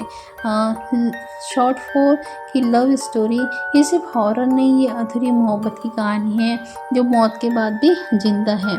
Love plus horror. Ending explain, तो लोग सोचते कि आत्मा चली गई, लेकिन आखिरी सीन कुछ और कहता है, ध्यान से देखो। एंडिंग एक्सप्लेन, शूटिंग के दौरान एक्टर सच में डर गए थे क्योंकि सेट पर अजीब सी आवाज़ें आती थी, ये इसका स्कैरी फैक्ट था। प्यार कभी मरता नहीं, बस शक्ल बदल लेता है। सबसे बेस्ट डायलॉग जो लोगों को पसंद आया, यह हवेली पहले ऐसी दिखती थी और फिल्म में ऐसी बना दी गई, बिफोर और आफ्टर। क्वेश्चन हो, तो अगर आपको ऐसी फिल्म में ऐसे हवेली में रहना पड़े तो आप रहोगे या नहीं, यस और नो। मोटिवेशनल हॉरर, डर से भागोगे तो हार जाओगे और सच का सामना करोगे। मोटिवेशन वायरल हैशटैग जो haunted, hashtag haunted 3D, hashtag horror movie Hindi, hashtag movie explanation, hashtag ghost story, hashtag shorts Hindi, hashtag real Hindi, hashtag Bollywood horror, hashtag फिल्मी कंटेंट। ये सब जो थे, ये जो मूवी के जो डिटेल्स में हमने यहाँ पे देखा। अभी हम देखेंगे कि हॉन्टेड 3D जो घोस्ट ऑफ द पास्ट है, इस मूवी को लेकर लोगों ने बहुत कुछ पसंद किया और ये मूवी इसी कारण लोगों को पसंद भी आई। तो आज हॉन्टेड 3D जो है वो घोस्ट ऑफ द पास्ट की पूरी कहानी हमने यहाँ पे हिंदी में समझाई है, जिसके कारण आपको ये मूवी शायद बहुत ज़्यादा पसंद भी आएंगी। अभी यहाँ पे हम जानेंगे कि इस मूवी के जो दमदार कैरेक्टर है वो लोगों को क्यों बहुत ज़्यादा पसंद आए, और इस मूवी से रिलेटेड जो यूट्यूब चैनल ब्रांडिंग। तो अगर हम यहाँ पे देखें तो यहाँ पे जो मूवी है इसके पसंद आने के पीछे और भी जानेंगे कि जो मूवी है इसके डायरेक्टर और प्रोड्यूसर के बारे में। तो डायरेक्टर की जो कहानी, तो डायरेक्टर कौन होते हैं, तो डायरेक्टर किसी भी फिल्म की जान होता है, वही तय करता है कि कहानी कैसे दिखे, कलाकार कैसे एक्ट करे और सीन कितना डरावना हो, कैमरा कहाँ हो, मतलब कि पूरी फिल्म उसी के हाथ में होती है। हॉन्टेड 3D के डायरेक्टर का जो सफ़र है, इस फिल्म के डायरेक्टर ने बहुत संघर्ष के बाद ये मुकाम पाया। शुरुआती जिंदगी एक साधारण परिवार से, बचपन से फिल्मों का शौक, टीवी और थिएटर से शुरुआत। उन्होंने बचपन से ही तय कर लिया था कि मुझे फिल्में बनानी हैं। पढ़ाई और ट्रेनिंग, डायरेक्टर बनने से पहले उन्होंने फिल्म इंस्टीट्यूट्स में पढ़ाई, एडिटिंग सीखी, कैमरा हैंडलिंग सीखा, स्क्रिप्ट राइटिंग सीखी, यानी कि हर चीज़ खुद से सीखी। संघर्ष का दौर, तो शुरुआत में कोई काम नहीं देता, पैसे नहीं होते, बार बार रिजेक्शन होता है, कई बार तो छोड़ने का मन हुआ, लेकिन उन्होंने हार नहीं मानी। पहला मौका, तो कई सालों बाद उन्हें एक छोटी फिल्म मिली, जो फिल्म ज़्यादा नहीं चली, लेकिन लोगों ने उनकी मेहनत देखी और यहीं से रास्ता खुला। हॉन्टेड 3D का आइडिया, तो डायरेक्टर को हॉरर बहुत पसंद था और एक दिन उन्होंने सोचा कि क्यों ना एक ऐसी फिल्म बनाऊं जो डराए भी और रुलाए भी, और यहीं से हॉन्टेड 3D की शुरुआत भी हुई। स्क्रिप्ट पर मेहनत, उन्होंने एक साल तक स्क्रिप्ट लिखी, कई बार बदली, कई सीन्स हटाए, कई जुड़े, ताकि कहानी परफेक्ट बने। 3D टेक्नोलॉजी का रिस्क, तो उस समय 3D फिल्म बनाना आसान नहीं था, बहुत महंगा था, लेकिन डायरेक्टर ने रिस्क लिया। या तो हिट होंगी या कुछ नहीं। एक्टर से रिश्ता तो डायरेक्टर ने अपने कलाकारों से बहुत प्यार करता था, सबको गाइड करता, डर दूर करता, मोटिवेशन देता और इसलिए पूरी टीम फैमिली बन गई। शूटिंग के समय मुश्किलें तो रात में शूट, जंगल में काम, ठंड, बारिश, फिर भी डायरेक्टर रोज पहले पहुंचता था। सक्सेस के बाद तो फिल्म हिट होते ही अवार्ड्स मिले, फेम बढ़ा, रिस्पेक्ट मिली, लेकिन वो आज भी सिंपल है। प्रोड्यूसर की कहानी। प्रोड्यूसर कौन होता है? प्रोड्यूसर मतलब पैसा लगाने वाला, रिस्क लेने वाला, पूरी टीम संभालने वाला। अगर प्रोड्यूसर ना हो तो फिल्म नहीं बनती। प्रोड्यूसर का बैकग्राउंड तो हॉन्टेड 3D के प्रोड्यूसर भी मिडिल क्लास फैमिली से ही है। बिजनेस बैकग्राउंड, फिल्मों से प्यार। उन्होंने पहले कई छोटे प्रोजेक्ट किए थे। पहला बड़ा इन्वेस्टमेंट। जब डायरेक्टर ने स्क्रिप्ट सुनाई तो प्रोड्यूसर डर गया, क्योंकि हॉरर रिस्की जनरे, 3D बहुत महंगा, रिजल्ट अनसर्टेन। फिर भी उन्होंने हाँ कहा। Budget planning. तो प्रोड्यूसर ने लोकेशन फिक्स की, इक्विपमेंट लाया, VFX टीम रखी, मार्केटिंग की, हर पैसा सोच समझकर लगाया गया। Marketing strategy. तो फिल्म रिलीज होने से पहले ट्रेलर वायरल किया गया, पोस्टर लगाए गए, इंटरव्यू, सोशल मीडिया, सब प्रोड्यूसर ने संभाला। प्रॉब्लम और लॉसेस। तो कुछ समय बजट बढ़ गया, डिले हुआ, लॉस का डर, लेकिन प्रोड्यूसर ने हिम्मत नहीं हारी। फिल्म रिलीज और सक्सेस। रिलीज के बाद हाउसफुल शोज, गुड कलेक्शन हुआ, पॉजिटिव रिव्यूज आए, प्रोड्यूसर का सपना पूरा हुआ। डायरेक्टर और प्रोड्यूसर का टीम वर्क तो परफेक्ट कॉम्बिनेशन हुआ। डायरेक्टर पर प्रोड्यूसर का रिश्ता, दिमाग और पैसा, कला प्लस व्यापार, सपना प्लस हकीकत, इसी से फिल्म बनी। Creative freedom. तो प्रोड्यूसर ने डायरेक्टर को आज़ादी दी, जिससे वो खुलकर काम कर सका। रिस्पेक्ट और ट्रस्ट, दोनों के बीच भरोसा था, यही सबसे बड़ी ताकत थी। उनसे मिलने वाली सीख कि कभी भी हार मत मानो, दोनों ने सिखाया। फेल्यूर टेम्पररी है, रिस्क लेना ज़रूरी है, सेफ खेलोगे तो आगे नहीं बढ़ोगे। टीम वर्क की सक्सेस, अकेले कुछ नहीं होता, पैशन सबसे बड़ा हथियार, पैसा बाद में आता है, पहले पैशन चाहिए। यही इसका था कि जो प्रोड्यूसर है उन्होंने प्रोड्यूसर और डायरेक्टर के बारे में डिटेल्स में यहाँ पे मैंने आपको बताते हुए चला। अभी हम जानेंगे haunted 3D ghost of the past movie का बजट और कलेक्शन, वो भी फुल, ताकि इस फिल्म का जो बजट था वो कितना था। बजट मतलब फिल्म बनाने में कुल खर्च, शूटिंग, एक्टर्स की फीस, VFX, मार्केटिंग और प्रमोशन, सब मिलाकर जो पैसा लगता है। हॉन्टेड 3D का कुल बजट। इस फिल्म का लगभग बजट था 35 से 40 करोड़ का, जो उस समय के हिसाब से काफ़ी बड़ा माना जाता था, खासकर एक हॉरर फिल्म के लिए। पैसा कहाँ कहाँ खर्च हुआ, तो शूटिंग कॉस्ट में लोकेशन पे खर्च हुआ, सेट्स पर खर्च हुए, लाइटिंग्स में खर्च हुए, कैमरा और इन सब का पकड़ के कम से कम 10 करोड़ रुपए खर्च हुए। एक्टर की फीस, तो lead actor, supporting cast 6 crore और VFX और 3D टेक्नोलॉजी में 3D कैमरा और एडिटिंग और इफ़ेक्ट, इन सभी को पकड़कर कम से कम 8 करोड़ का खर्चा हुआ। मार्केटिंग एंड प्रमोशन, तो ट्रेलर, पोस्टर लगाए गए, एड्स किया गया, इंटरव्यू, इन सब का पकड़कर कम से कम 5 करोड़ खर्च हुआ। अदर एक्सपेंसेस अगर देखा जाए तो फूड, ट्रैवल, होटल, सिक्योरिटी, इन सब में 4 करोड़ का खर्चा हुआ। रिलीज स्ट्रेटेजी, रिलीज प्लान, तो रिलीज डेट फिल्म को हॉलीडे सेशन में रिलीज़ किया गया, जब ज़्यादातर लोग थिएटर जाते हैं। स्क्रीन्स, हॉन्टेड 3D रिलीज़ हुई थी 1800 प्लस स्क्रीन पर, इंडिया प्लस ओवरसीज़, जो बहुत अच्छा नंबर था। 3D एडवांटेज, 3D होने की वजह से टिकट प्राइस ज़्यादा था, ज़्यादा कमाई हुई। पार्ट 3 में box office collection, opening day collection, पहले दिन की कमाई 6 से 7 करोड़, जो हॉरर फिल्म के लिए बहुत ही बड़ी थी। फर्स्ट वीक कलेक्शन तो पहले हफ्ते में 28 करोड़, ऑडियंस का रिस्पॉन्स शानदार था। लाइफ टाइम कलेक्शन पूरी दुनिया में कमाए, इंडिया में कम से कम 55 करोड़, ओवरसीज इसका देखा जाए तो 12 करोड़, यानी कि टोटल 67 करोड़ हुआ कलेक्शन इसका हुआ। हिट हुई या फ्लॉप हुई है मूवी, तो बजट तो 40 करोड़, कलेक्शन हुआ 67 करोड़, प्रॉफिट हुआ 27 करोड़, इसलिए फिल्म अच्छी रही और सुपर हिट भी रही। डिस्ट्रीब्यूटर को ज़्यादा, तो डिस्ट्रीब्यूटर ने भी अच्छा खासा कमाया, ऑलमोस्ट डबल ही रिटर्न मिला। और OTT और satellite income, TV rights TV channel ने खरीदे 8 करोड़ में। OTT राइट्स स्ट्रीमिंग प्लेटफॉर्म पर 6 करोड़ में बिके। Music rights songs plus background score 3 crore. Total extra जो इनकम हुई वो 17 crore. Total profit calculation, total income theatre is equal to 67 crore, OTT plus TV plus music is equal to 17 crore, total 84 crore.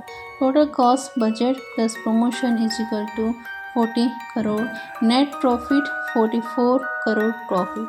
Massive success के कारण strong story, पहला इसका है strong story, जिसके कारण लोगों ने इसे बहुत पसंद किया। उसके बाद 3D एक्सपीरियंस, अलग एक्सपीरियंस मिला।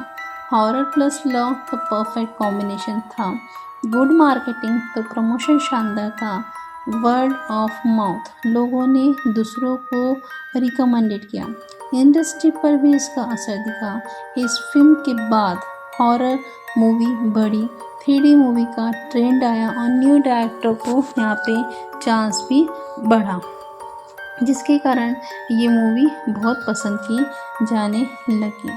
Haunted 3D ghost of the past की कंट्रोवर्सी, कुछ सीक्रेट और कुछ अननोन फैक्ट अब हम यहाँ पे देखते हुए चलेंगे। तो सबसे बड़ी कंट्रोवर्सी स्टोरी चोरी का आरोप। फिल्म रिलीज़ के बाद कुछ लोगों ने कहा कि इसकी कहानी एक विदेशी फिल्म से मिलती जुलती है, जिसके बाद सोशल मीडिया पर बहस हुई, आर्टिकल्स लिखे गए, इंटरव्यू हुए, लेकिन मैं कस इन आरोपों को गलत बताया। टाइटल पर विवाद, कुछ लोगों को हॉन्टेड नाम पर आपत्ति थी, क्योंकि पहले भी ऐसी नाम की फिल्में थी, लेकिन कानूनी तौर पर सब सही था। शूटिंग के समय के सीक्रेट्स, अजीब घटनाएं। शूटिंग के दौरान टीम ने बताया कि लाइट्स अपने आप बंद होना, स्ट्रेंज साउंड इक्विपमेंट खराब होना, हालांकि एक्सपर्ट्स ने इसे टेक्निकल प्रॉब्लम कहा। रियल डर, कुछ एक्टर्स सच में डर गए थे, क्योंकि रात की शूटिंग, सुनसान जगह, अंधेरा माहौल सब मिलकर माहौल बना देता था। कास्ट सीक्रेट्स, पहले कोई और एक्टर था। शुरुआत में किसी और एक्टर को साइन किया गया था, लेकिन डेट प्रॉब्लम की वजह से हटाया गया। एक्ट्रेस चेंज, हीरोइन के लिए भी 2-3 नामों पर बात हुई थी, फिर फाइनल कास्टिंग हुई। डिलीटेड और चेंजेस सीन, ज़्यादा डरावने सीन यहाँ पर हटाए गए। कुछ सीन इतने डरावने थे कि सेंसर से काटने को कहा गया। अल्टरनेट एंडिंग, एक दूसरा एंड भी शूट हुआ था जो ज़्यादा डार्क था, लेकिन ऑडियंस टेस्टिंग में फेल हुआ। मार्केटिंग ट्रिक्स, तो फैक ह्यूमर, प्रमोशन के लिए कुछ डरावनी कहानियाँ जानबूझकर फैलाई गई ताकि इंटरेस्ट बढ़े। वायरल पोस्टर, कुछ पोस्टर इतने डरावने थे कि बाद में बदले गए। फाइनेंशियल सीक्रेट, बजट बढ़ गया था। शुरुआत में बजट कम था, लेकिन 3D कॉस्ट बढ़ने से बजट बढ़ा। प्रॉफिट शेयरिंग फाइट, सक्सेस के बाद कुछ लोगों में प्रॉफिट को लेकर बहस हुई, लेकिन बाद में सॉल्व हो गई। ऑडियंस से छुपे फैक्ट, रियल लोकेशन, एक लोकेशन असली पुरानी हवेली थी, जिसे बहुत कम बदला गया। रियल साउंड इफेक्ट, कई आवाज़ें रियल रिकॉर्ड की गई थी, कंप्यूटर जनरेटेड नहीं थी। एक्टर की इंजरी, एक एक्टर शूटिंग में घायल हो गया था, लेकिन शूट रुका नहीं।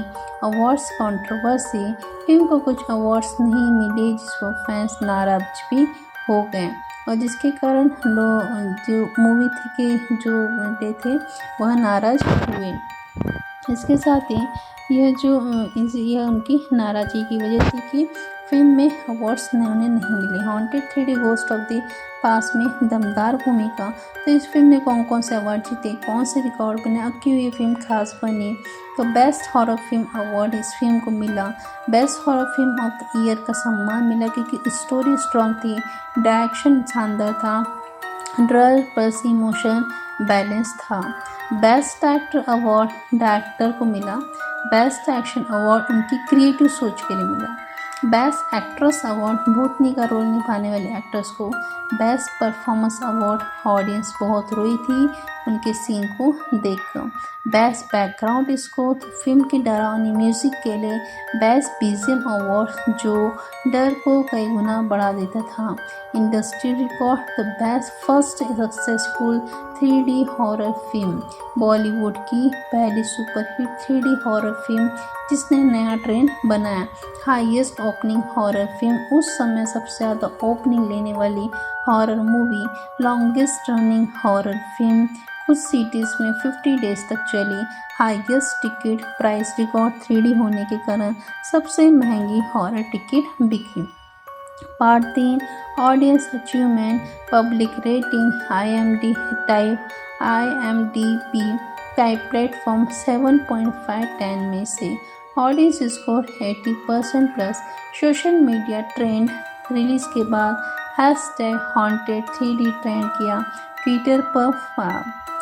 फैंस क्लब, इस फिल्म के फैंस ने ऑनलाइन ग्रुप बनाए, पेजेस बनाए। इंटरनेशनल रिकॉग्नाइजेशन को फिल्म फेस्टिवल फिल्म को दिखाया गया दुबई, सिंगापुर, लंदन में हॉरर सेक्शन में। ओवरसीज रिस्पॉन्स, फॉरेन ऑडियंस ने भी पसंद किया। Critics review, positive review.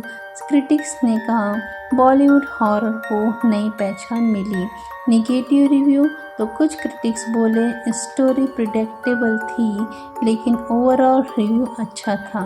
Long term impact, इस फिल्म के बाद हॉरर जेनरे पॉपुलर हुआ, 3D मूवी बढ़ी, न्यू डायरेक्टर को मौका मिला। लिगेसी यानी कि विरासत, आज भी लोग कहते हैं कि बेस्ट हॉरर मूवी एवर।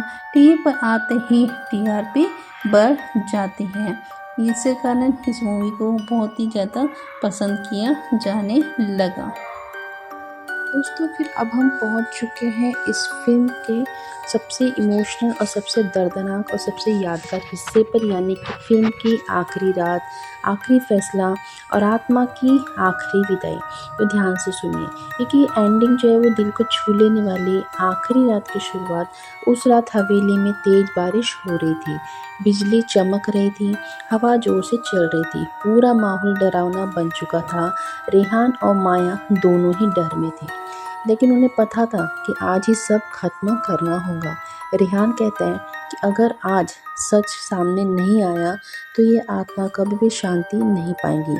और माया उसकी तरफ देखती है, उसकी आंखों में डर भी है और हिम्मत भी। दोनों मिलकर दिए जलाते हैं, फूल रखते हैं, मंत्र पढ़ते हैं, पंडित को बुलाते हैं। पूरी हवेली में धूप और अगरबत्ती की खुशबू फैल जाती है। लगता है कि जैसे कोई अदृश्य शक्ति जाग रही हो। अचानक तेज हवा चलती है, दिए बुझ जाते हैं, दरवाजे बंद हो जाते हैं और सान्या की आत्मा प्रकट हो जाती है। आत्मा का यहाँ पे दर्दनाक सच बताया गया है। सान्या धीरे धीरे सामने आती है, उसकी आंखों में आंसू है, उसकी आवाज़ काँप रही है। वह कहती है मैं बुरी नहीं थी रेहान, मैं बस अकेली थी, सबने मुझे छोड़ दिया। फिर वह अपना पूरा दर्द बताती है, कैसे उसे धोखा मिला, कैसे सामान्य से ठुकराया, कैसे उसे मरने पर मजबूर किया गया। वह रोते हुए कहती है मैं बदला नहीं चाहती थी, मैं बस इंसाफ चाहती थी। रेहान की आंखों में आंसू आ जाते हैं। वह कहते हैं कि सानिया अब तुम्हें रोने की जरूरत नहीं, मैं तुम्हारे साथ हूँ। माया का त्याग, तो माया आगे आती है, वह डरती नहीं, वह सानिया से कहती है तुम्हें प्यार चाहिए था, नफरत नहीं। आज मैं तुम्हें वो सम्मान दूंगी। फिर माया अपने हाथ से सानिया की तस्वीर पर फूल रखती है और कहती है तुम्हारी आत्मा अब आज़ाद है। ये देखकर सानिया टूट जाती है। ये देखकर सानिया पूरी तरह से अब टूट जाती है और उसका गुस्सा जो होता है ख़त्म हो जाता है, उसका दिल पिघल जाता है। लेकिन तभी हवेली की नकारात्मक शक्ति जाग जाती है। दीवारें हिलने लगती हैं, छत से चीज़ें गिरने लगती हैं, लगता है कि सब खत्म हो जाएगा। सानिया चिल्लाती है, रुको, इन्हें कुछ मत करना। वो अपनी सारी ताकत लगाती है, अपने दर्द, अपने प्यार और अपने आंसुओं से उस अंधेरे को रोकती है। एक तेज रोशनी फैलती है और पूरा अंधेरा खत्म हो जाता है। आत्मा की मुक्ति तो अब सानिया शांत हो चुकी है, उसके चेहरे पर सुकून है। वो मुस्कुराकर कहती है कि रेहान, तुमने मुझे इंसान बनाया, वरना मैं बस एक भूत थी। फिर वह माया से कहती है, तुम दोनों खुश रहना, यह मेरी आखिरी इच्छा है। धीरे धीरे वो रोशनी में बदलने लगती है, फूल गिरने लगते हैं और हवा शांत हो जाती है और सानिया की आत्मा मुक्त हो जाती है। नई सुबह, नई जिंदगी। सुबह होती है, बारिश रुक चुकी होती है, आसमान साफ होता है। हवेली अब डरावनी नहीं लगती, बल्कि शांत लगती है। रेहान और माया बाहर खड़े होते हैं। रेहान कहता है, अब ये जगह डर की नहीं, यादों की है। माया मुस्कुराकर जवाब देती है, और प्यार की भी। दोनों हाथ पकड़कर आगे बढ़ते हैं, नई जिंदगी की तरफ। फिल्म की असली संदेश तो दोनों इस एंडिंग का असली मतलब है कि हर आत्मा को प्यार चाहिए और हर दर्द को समझ चाहिए, हर इंसान को सम्मान चाहिए। अगर सानिया को समय पर समझा जाता तो वह भूत नहीं बनती। ये फिल्म हमें सिखाती कि सबसे बड़ा भूत नफरत है और सबसे बड़ी ताकत प्यार। दोस्तों, ये एंडिंग आपको छू गई होंगी। अगर आपकी आंखें नम हो गई तो समझ लीजिए कहानी सफल हुई है। तो इसके बाद हम ये जानेंगे कि जो मूवी है ये जो है वो लोगों को इतनी ज़्यादा पसंद भी आई है और बहुत ज़्यादा अच्छी भी लोगों को लगी है।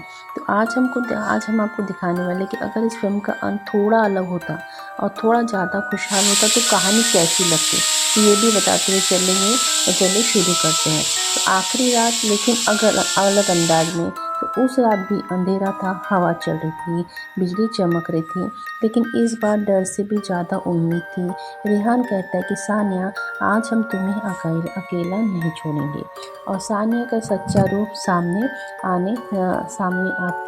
सामने आती है, लेकिन इस बार उसका चेहरा डरावना नहीं बल्कि शांत और सुंदर होता है।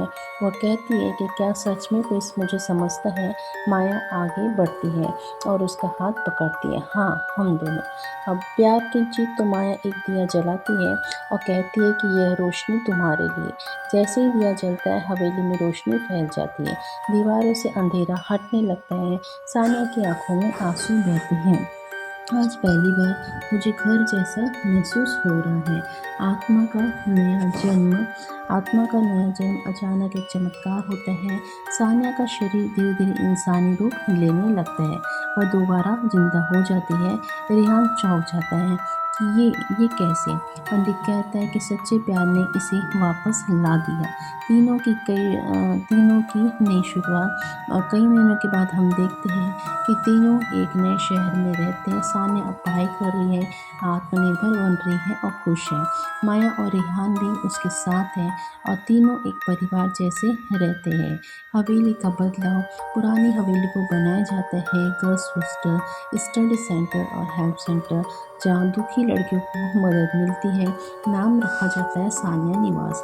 फिल्म का नया मैसेज। तो इस एंडिंग का मतलब होता है कि हर टूटी हुई आत्मा ठीक हो सकती है, हर दर्द का इलाज प्यार है, हर इंसान दूसरा चांस डिजर्व करता है। YouTube emotional and. तो दोस्तों, अगर ये हैप्पी एंडिंग सच में होती तो क्या आप खुश होते? कमेंट में बताइए। तो वीडियो पसंद आए। इसके अलावा ये जो एक एंडिंग है, अगर मूवी की एंडिंग अगर इस प्रकार से होते तो शायद इसका जो रिजल्ट होता वो कुछ और ही होता। घोस्ट ऑफ द पास्ट में सीक्वल स्टेप जो एंडिंग है, तो दोस्तों दमदार अगर शुरुआत होती तो जब हमें लगता है कि सब कुछ खत्म हो गया, सब कुछ ठीक हो गया, तभी कहानी एक नया मोड़ लेती और यहीं से शुरुआत होती है। सानिया की आत्मा मुक्त हो चुकी थी, हवेली शांत हो चुकी थी। अब तो कोई आवाज़ नहीं, कोई साया नहीं, कोई डर नहीं, सब कुछ सामान्य ही लग रहा था। रेहान माया से कहता है कि लगता है अब सब कुछ खत्म हो गया। माया मुस्कुराती है, हाँ अब हम आज़ाद हैं। लेकिन किसे पता था कि ये शांति सिर्फ एक धोखा है। बंद कमरा तो हवेली के पीछे एक पुराना कमरा था जिसे कभी नहीं खोला गया था। उस कमरे में लिखा था कि अंदर जाना मना है। एक दिन रिहा को वहाँ से आवाज़ आती है, मदद करो। वह धीरे धीरे दरवाज़ा खोलता है। अंदर एक पुराना संदूक रखा था, उस पर खून जैसे निशान थे और उस पर लिखा था अधूरी आत्माएं। रेहान उसे खोलता है और अंदर से निकलता है एक काली किताब अपने आप खुल जाती है और लिखा होता है कि शुरुआत है, अंत नहीं। अचानक कमरे का शीशा टूटता है और सामने एक नई आत्मा खड़ी होती है। लेकिन ये आत्मा सानिया जैसी नहीं है, ये और भी खतरनाक थी। वह हंसती है कि तुमने एक को आज़ाद किया, अब 100 को झेलूंगी। माया डर से कांप जाती है। ये कौन है? आवाज़ आती है कि मैं अंधकार की रानी हूँ।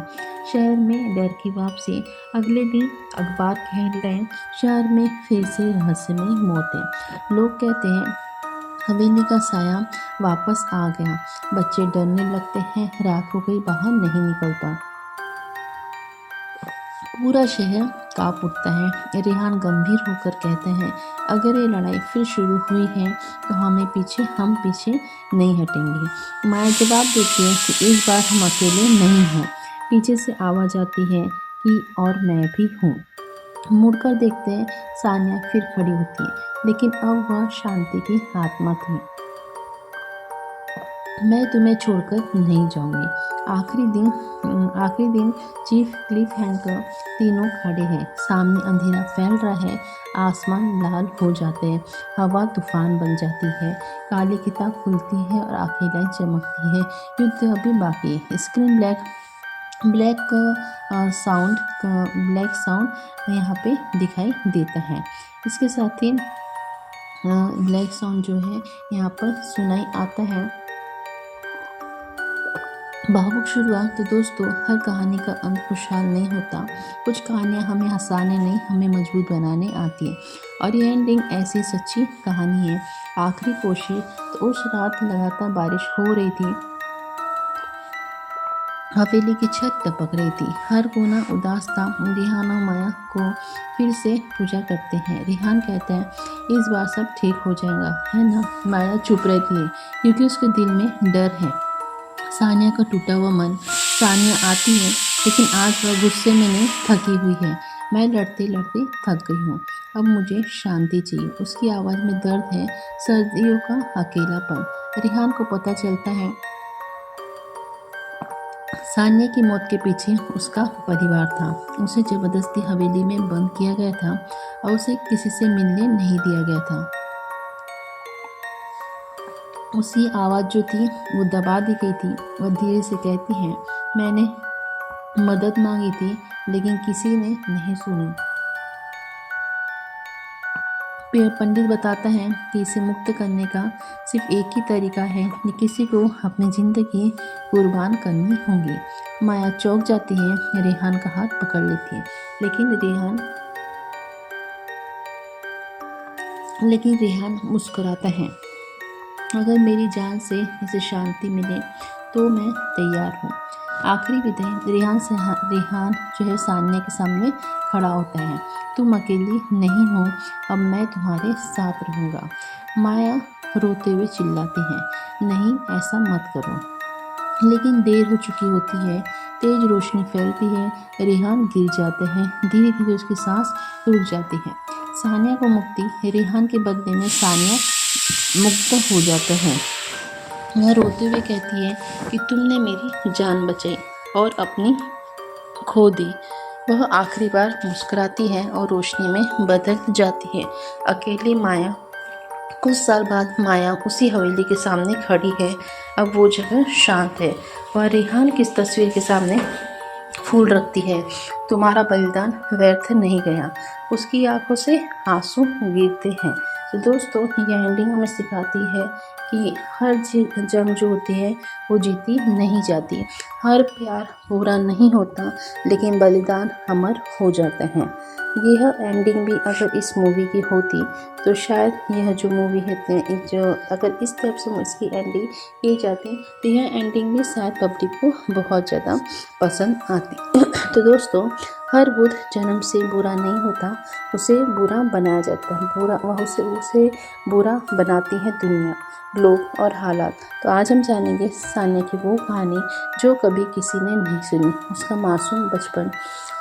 सानिया बचपन में बहुत ही खुशमिजाज थी, सबसे हंसकर बातें करती, सबकी मदद करती। वह एक छोटे से गांव में रहती थी। माँ बाप उसे बहुत प्यार करते थे।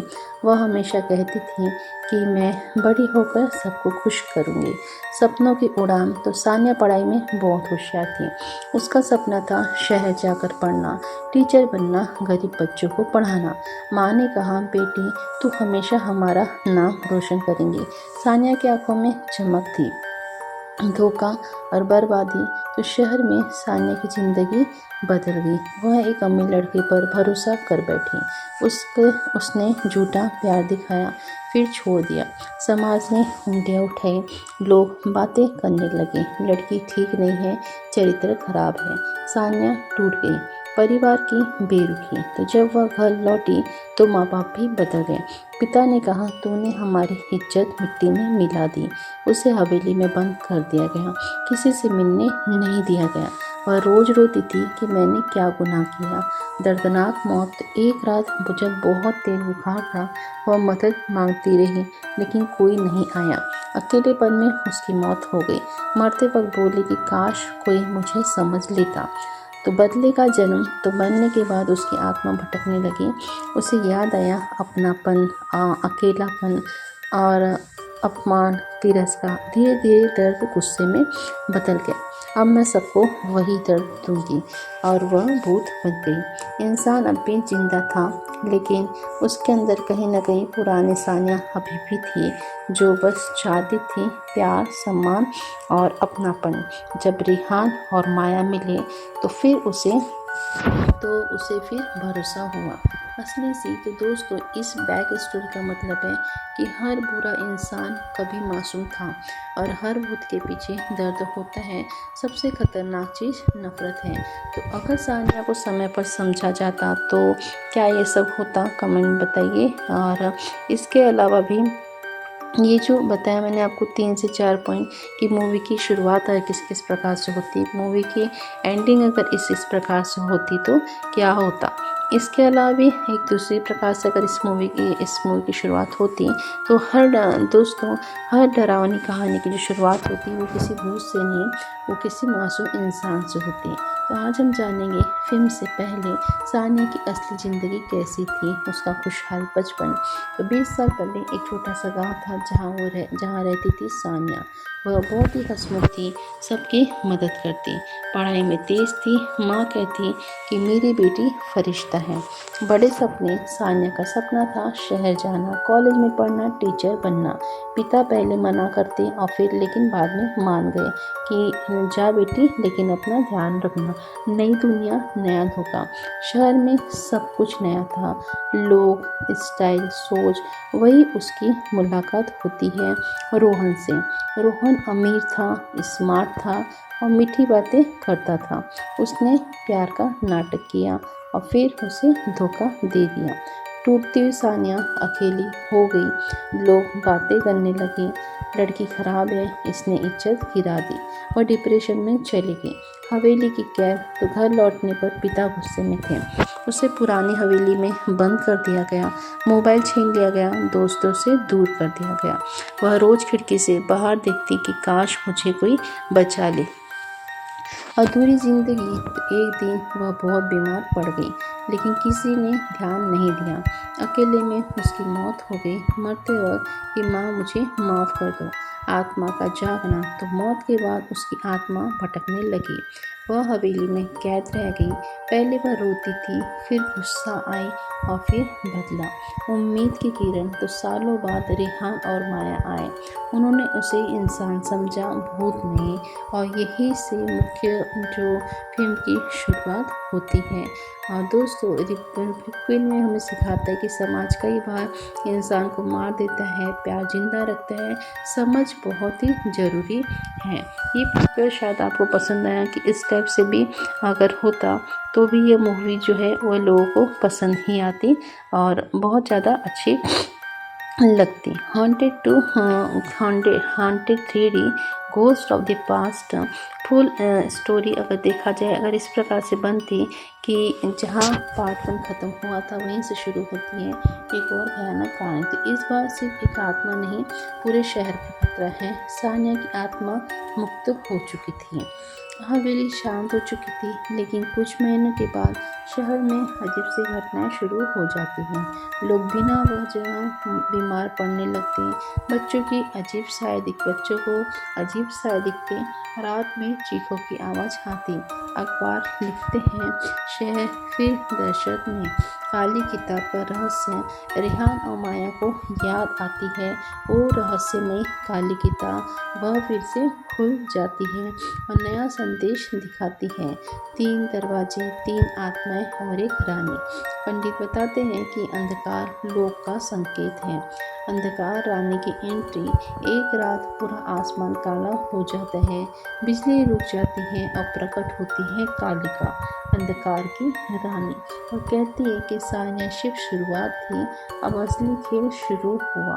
आत्माओं का बंदी ग्रह रेहान दिखाता है कि हवेली के नीचे एक गुप्त तहखाना है जहाँ सैकड़ों आत्माएं कैद हैं। अब वह रो रही है कि हमें बचाओ। सानिया की वापसी। अचानक रोशनी होती है और सानिया फिर आती है, लेकिन अब वह गार्डियन स्पिरिट है। मैं अकेले नहीं लड़ सकती, हमें साथ लड़ना होगा। आखिरी युद्ध। तीनों मिलकर मंत्र पढ़ते हैं, ताबीज पहनते हैं, दीप जलाते हैं। कालिका हमला करती है और पूरा शहर हिल जाता है।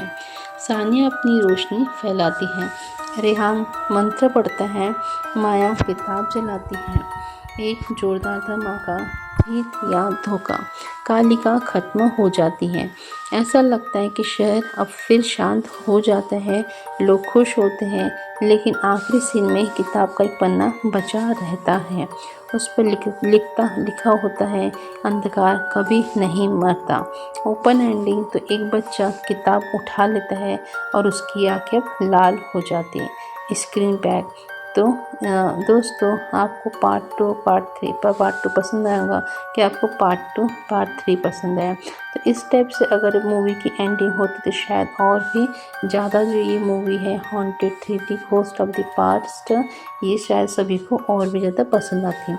एक और रीज़न है, अगर इस मूवी की शुरुआत अगर इस प्रकार से हर कहानी का एक अंत होता है और आज डर, दर्द और अंधकार की आखिरी लड़ाई शुरू होती है। बच्चे में छिपा शैतान। तो पार्ट 2 के अंत में जिस बच्चे ने काली किताब उठाई थी, अब वह बदल चुका था। उसकी आंखें लाल, उसकी आवाज़ भारी। वह बोलता है कि अब मैं अकेला नहीं हूँ, मेरे अंदर पूरी ताकत है। कालिका की आत्मा उसमें समा चुकी थी। पूरा शहर पर कब्जा। तो धीरे धीरे पूरे शहर में अजीब बदलाव होने लगते हैं। लोग आपस में लड़ने लगते हैं, सपने डरावने हो जाते हैं, मंदिर मस्जिद बंद होने लगते हैं, नकारात्मक ऊर्जा फैल जाती है। प्राचीन भविष्यवाणी। रेहान को एक पुरानी किताब मिलती है, उसमें लिखा होता है कि जब अंधकार मानव बने तब केवल शुद्ध प्रेम ही उसे हराएगा। सानिया का आखिरी रूप। एक रात सानिया प्रकट होती है, लेकिन इस बार वह देवी जैसी लगती है। यह मेरी आखिरी लड़ाई है, इसके बाद मैं हमेशा के लिए चली जाऊंगी। माया रो पड़ती है। महायुद्ध की तैयारी। अब तीनों मिलकर तैयारी करते हैं, यज्ञ, मंत्र, ताबीज और व्रत। पूरा शहर प्रार्थना करता है। अंतिम युद्ध। तो अमावस्या की रात आसमान लाल हो जाता है, तूफान आता है, शैतानी बच्चा सामने आता है। आज सब खत्म कहूँगा। कालिका प्रकट होती है, भयानक लड़ाई होती है। रोशनी बनाम अंधकार, सान्या अपनी आत्मा कुर्बान कर देती है। तेज रोशनी फैलती है, कालिका जलकर खत्म हो जाती है। बलिदान और शांति सब खत्म हो जाता है। बच्चा बेहोश गिर जाता है, शहर बच जाता है, लेकिन सान्या हमेशा के लिए चली जाती है। माया कहती है कि कुछ रिश्ते कभी नहीं मरते। कुछ साल बाद रेहान और माया एक एनजीओ चलाते हैं जिसका नाम है सान्या फाउंडेशन, जो दुखी लड़कियों की मदद करता है। दोस्तों, इस ट्रिलॉजी का मतलब है कि प्यार सबसे बड़ी शक्ति है, नफरत सबसे बड़ा शैतान और बलिदान अमर होता है। ये ट्रिलॉजी अगर आपको पसंद आई हो तो कमेंट्स में ज़रूर बताइए। इसके साथ ही अभी हम आगे जानेंगे कि इस टाइप से अगर मूवी की एंडिंग थी तो क्या होती, तो भी लोगों को बहुत ज़्यादा पसंद आती। Complete type time full story अगर देखा जाए तो दोस्तों, आज हम जानेंगे एक ऐसी कहानी जो शुरू हुई थी प्यार से लेकिन बदल गई डर में और ख़त्म हुई बलिदान पर। ये है हॉन्टेड 3D ट्रिलॉजी की पूरी टाइमलाइन। तो सान्या की ज़िंदगी, बचपन, तो उसका जो बचपन था, सान्या को एक मासूम लड़की थी, गरीब लेकिन खुशहाल परिवार था। सपने, वह टीचर बनना चाहती थी। धोखा, तो शहर में प्यार के नाम पर उसे धोखा मिला। कैद, तो परिवार ने हवेली में बंद कर दिया। मौत, तो अकेलेपन में मौत, यहीं से बनी आत्मा। हवेली का रहस्य, रेहान माया की एंट्री, नया कपल हवेली में रहता है। डरावनी आत्माएं, आवाजें, साए, सपने, सच सामने। सान्या की कहानी पता चलती। मुक्ति, प्यार से आत्मा मुक्त होती, लगने लगता अब खत्म। अंधकार की रानी, मतलब काली किताब, गुप्त तहखाने से मिलती। कालिका की एंट्री, डार्क क्वीन, आत्मा, कैद खाना। सैकड़ों भूत बंद, सान्या की वापसी, गार्डियन स्पिरिट, युद्ध, कालिका हारी शायद। Hint, evil alive. आखिरी लड़ाई, बच्चा प्रभावित, कालिका बच्चे में घुसी। शहर पर कब्जा, डर फैल गया। भविष्यवाणी, प्यार ही हथियार, अंतिम बलिदान, सान्या खत्म। शांति, शहर बचा, evil defeated. After the story, नई दुनिया, एनजीओज, सान्या फाउंडेशन, मदद, पीड़ित लड़कियों की सहायता, यादें, सान्या अमर। कैरेक्टर, तो सान्या कैरेक्टर स्टार्ट और एंड, सान्या मासूम और यहाँ पे देवी एंडिंग में। रेहान कैरेक्टर आम लड़का हीरो, माया डरपोक मजबूर, कालिका शक्ति और अंत। ट्रिलॉजी मैसेज, दर्द इंसान को भूत बना सकता है, प्यार उसे देवता बना सकता है, समाज की गलती यहाँ पे सबसे खतरनाक। तो ये थी इसकी कंप्लीट गाइडलाइन। यह थी इसकी कंप्लीट गाइडलाइन कि अगर इस प्रकार से मूवी होती तो भी लोगों को पसंद आती हैं। 103 गोस्ट ऑफ द पास्ट की दमदार शुरुआत, तो किसी फिल्म को यादगार बनाते हैं उसे किरदार। और आज हम जानेंगे हर एक किरदार की पूरी कहानी। सान्या दर्द से देवी तक, तो सान्या का असली नाम सान्या शर्मा। बचपन मासूम, मेहनती, समझदार। सपना टीचर बनना। सबसे बड़ा दुख, धोखा, बदनामी, कैद। मौत, अकेलेपन में। आत्मा, भटकती, रक्षक। अंत, बलिदान, सबसे भावुक किरदार। रेहान, तो यह एक आम लड़के से हीरो। स्वभाव सच्चा, बहादुर, ईमानदार। पेशा राइटर। डर, माया को खोना। ताकत, हिम्मत प्लस प्यार। सफर, डरपोक इक्वल टू योद्धा। माया, डर से ताकत तक। स्वभाव संवेदनशील लेकिन समझदार। रोल, रेहान की पार्टनर। कमजोरी, ज़्यादा भावुक। ताकत, त्याग प्लस विश्वास। सफर, डरी हुई लीडर। कालिका, अंधकार की रानी। जन्म, तांत्रिक साधना से। उद्देश्य, दुनिया में डर फैलाना। शक्ति, आत्मा नियंत्रण। कमजोरी, पवित्र प्रेम। अंत, नाश, सबसे खतरनाक प्रेम। पंडित जी, मार्गदर्शक। रोल, आध्यात्मिक गुरु। ज्ञान, पुराने ग्रंथ। मदद, हर पाठ में।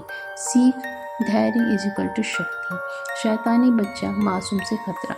उम्र 12 साल। गलती, किताब उठाना। हाल, अधिकार। अंत, मुक्ति। सान्या की माँ पछतावे की मिसाल, गलती बेटी पर भरोसा नहीं, दर्द हमेशा पछतावा, संदेश माँ बाप समझे, सिंबॉलिक कैरेक्टर किरदार और मतलब, सान्या एक पीड़ित आत्मा, रेहान इंसानियत, माया उम्मीद, कालिका नफरत, पंडित मार्गदर्शन। फिल्म का मैसेज तो हर इंसान की जो कहानी होती है, जज मत करो उसे समझो, यह फिल्म की कहानी में बताया गया है। इसके साथ ही उम्मीद है कि आपको ये मूवी बहुत ज़्यादा पसंद आएगी। तो पसंद आई हो तो इसे लाइक सब्सक्राइब और फॉलो करना बिल्कुल भी ना भूलें।